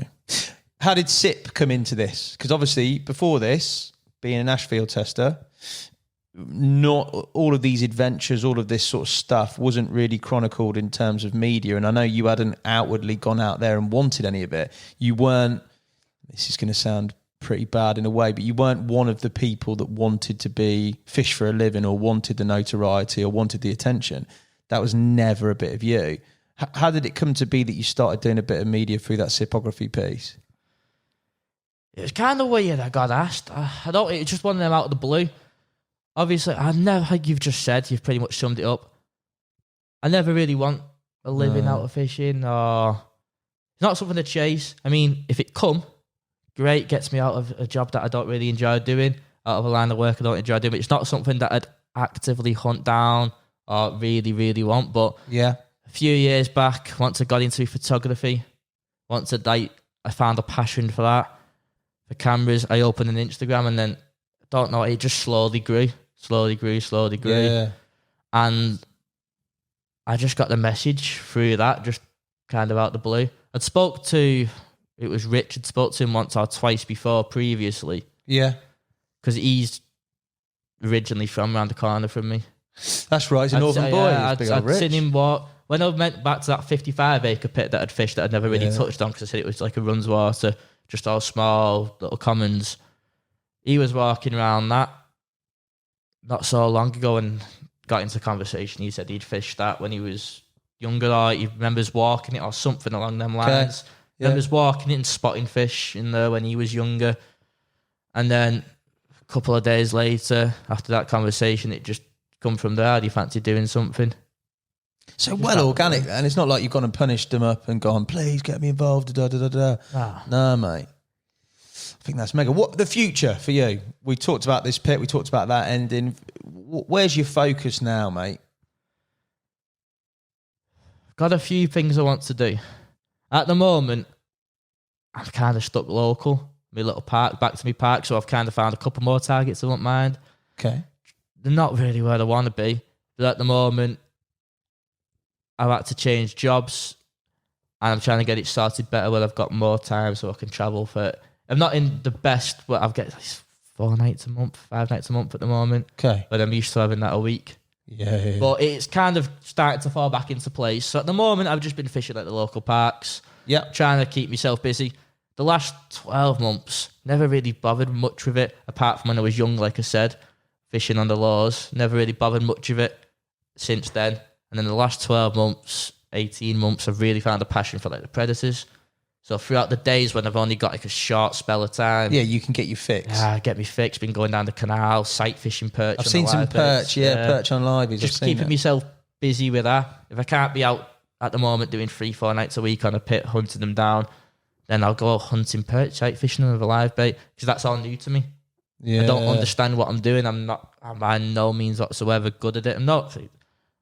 half the time I just make me carp fishing up as I go along, but with perch fishing, they didn't even know how to tie a live bait rig 6-7 weeks ago, and now I'm chasing them about with. That's just keeping yourself busy. But you're a natural angler, mate. There's no two ways about that. There's a good handful of similar pits to the 200 acre that are local that they're in the list. It's just not the right time at this moment in time to start. I'm very excited to see where things go, mate. You're not far from me, mate, so we will definitely get out fishing together. But also, I'm interested to see the subsequent work you do media-wise and sort of, the details of these campaigns, because they're so unique, especially from somebody your age and especially from sort of somebody who is, I don't know, like not a named angler who's doing it for any sort of kudos. It's just within their own means and their own heart to go out there and search for these sort of crazy missions. But honestly, mate, the utmost admiration for what you've done thus far, and I look forward to seeing where it goes. And thank you for coming to do this. I appreciate it. I appreciate the experience, so thank you. Not at all. Before you go, I've got your quick fire questions, mate. I don't think you know these. You might have read these off my notepad, but let's have a go at them. See where you fall. All right. Never fish up north again, or only ever fish up north for the rest of your life? Up north. Up north is in his heart, isn't it? Yeah. Fair. Not wrong, I do want to go down south, but I'd have to stay up north if we could only pick the one. Oh, we can't let you down south, mate. You'd smash them up. Too many of them. Stay up north. Carp you wish you'd caught? Coming from the day park. Never fished it. Way too young at the time, but if I was still about in a few years' time, I'd have had a gun. Mega fish that. 3 celebrities you'd take fishing? Has to be fishing related. No, any celebrities. You branch them out, mate. It's probably some crazy DJ that I don't know about.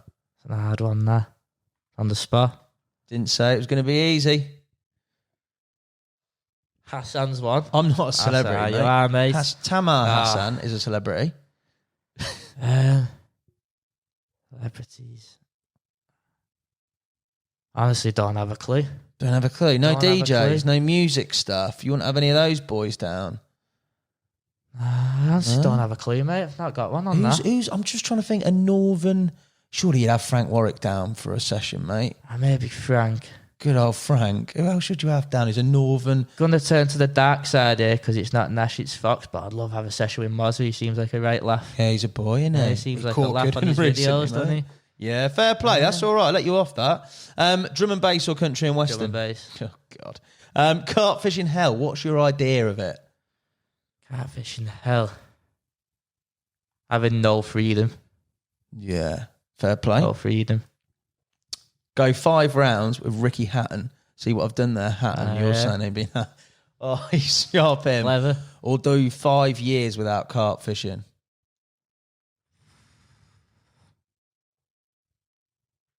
I've got 5 rounds. Get running, boy. Who's your carp fishing idol? Old man. Yeah, lovely, mate. If you could if you couldn't fish for carp ever again, what species would you fish for? Perch. Yeah, I'll give you that. Final question. Night out on the bank or a night in with the missus, mate? Which one are you taking? Bank. Yeah, no hesitation. Connor, you've been an absolute legend. Thank you guys for watching and listening. I'll be back soon with another podcast. Until then, make sure you follow this guy on Instagram and check out his work. Connor, thank you for coming, mate. Thank you, mate.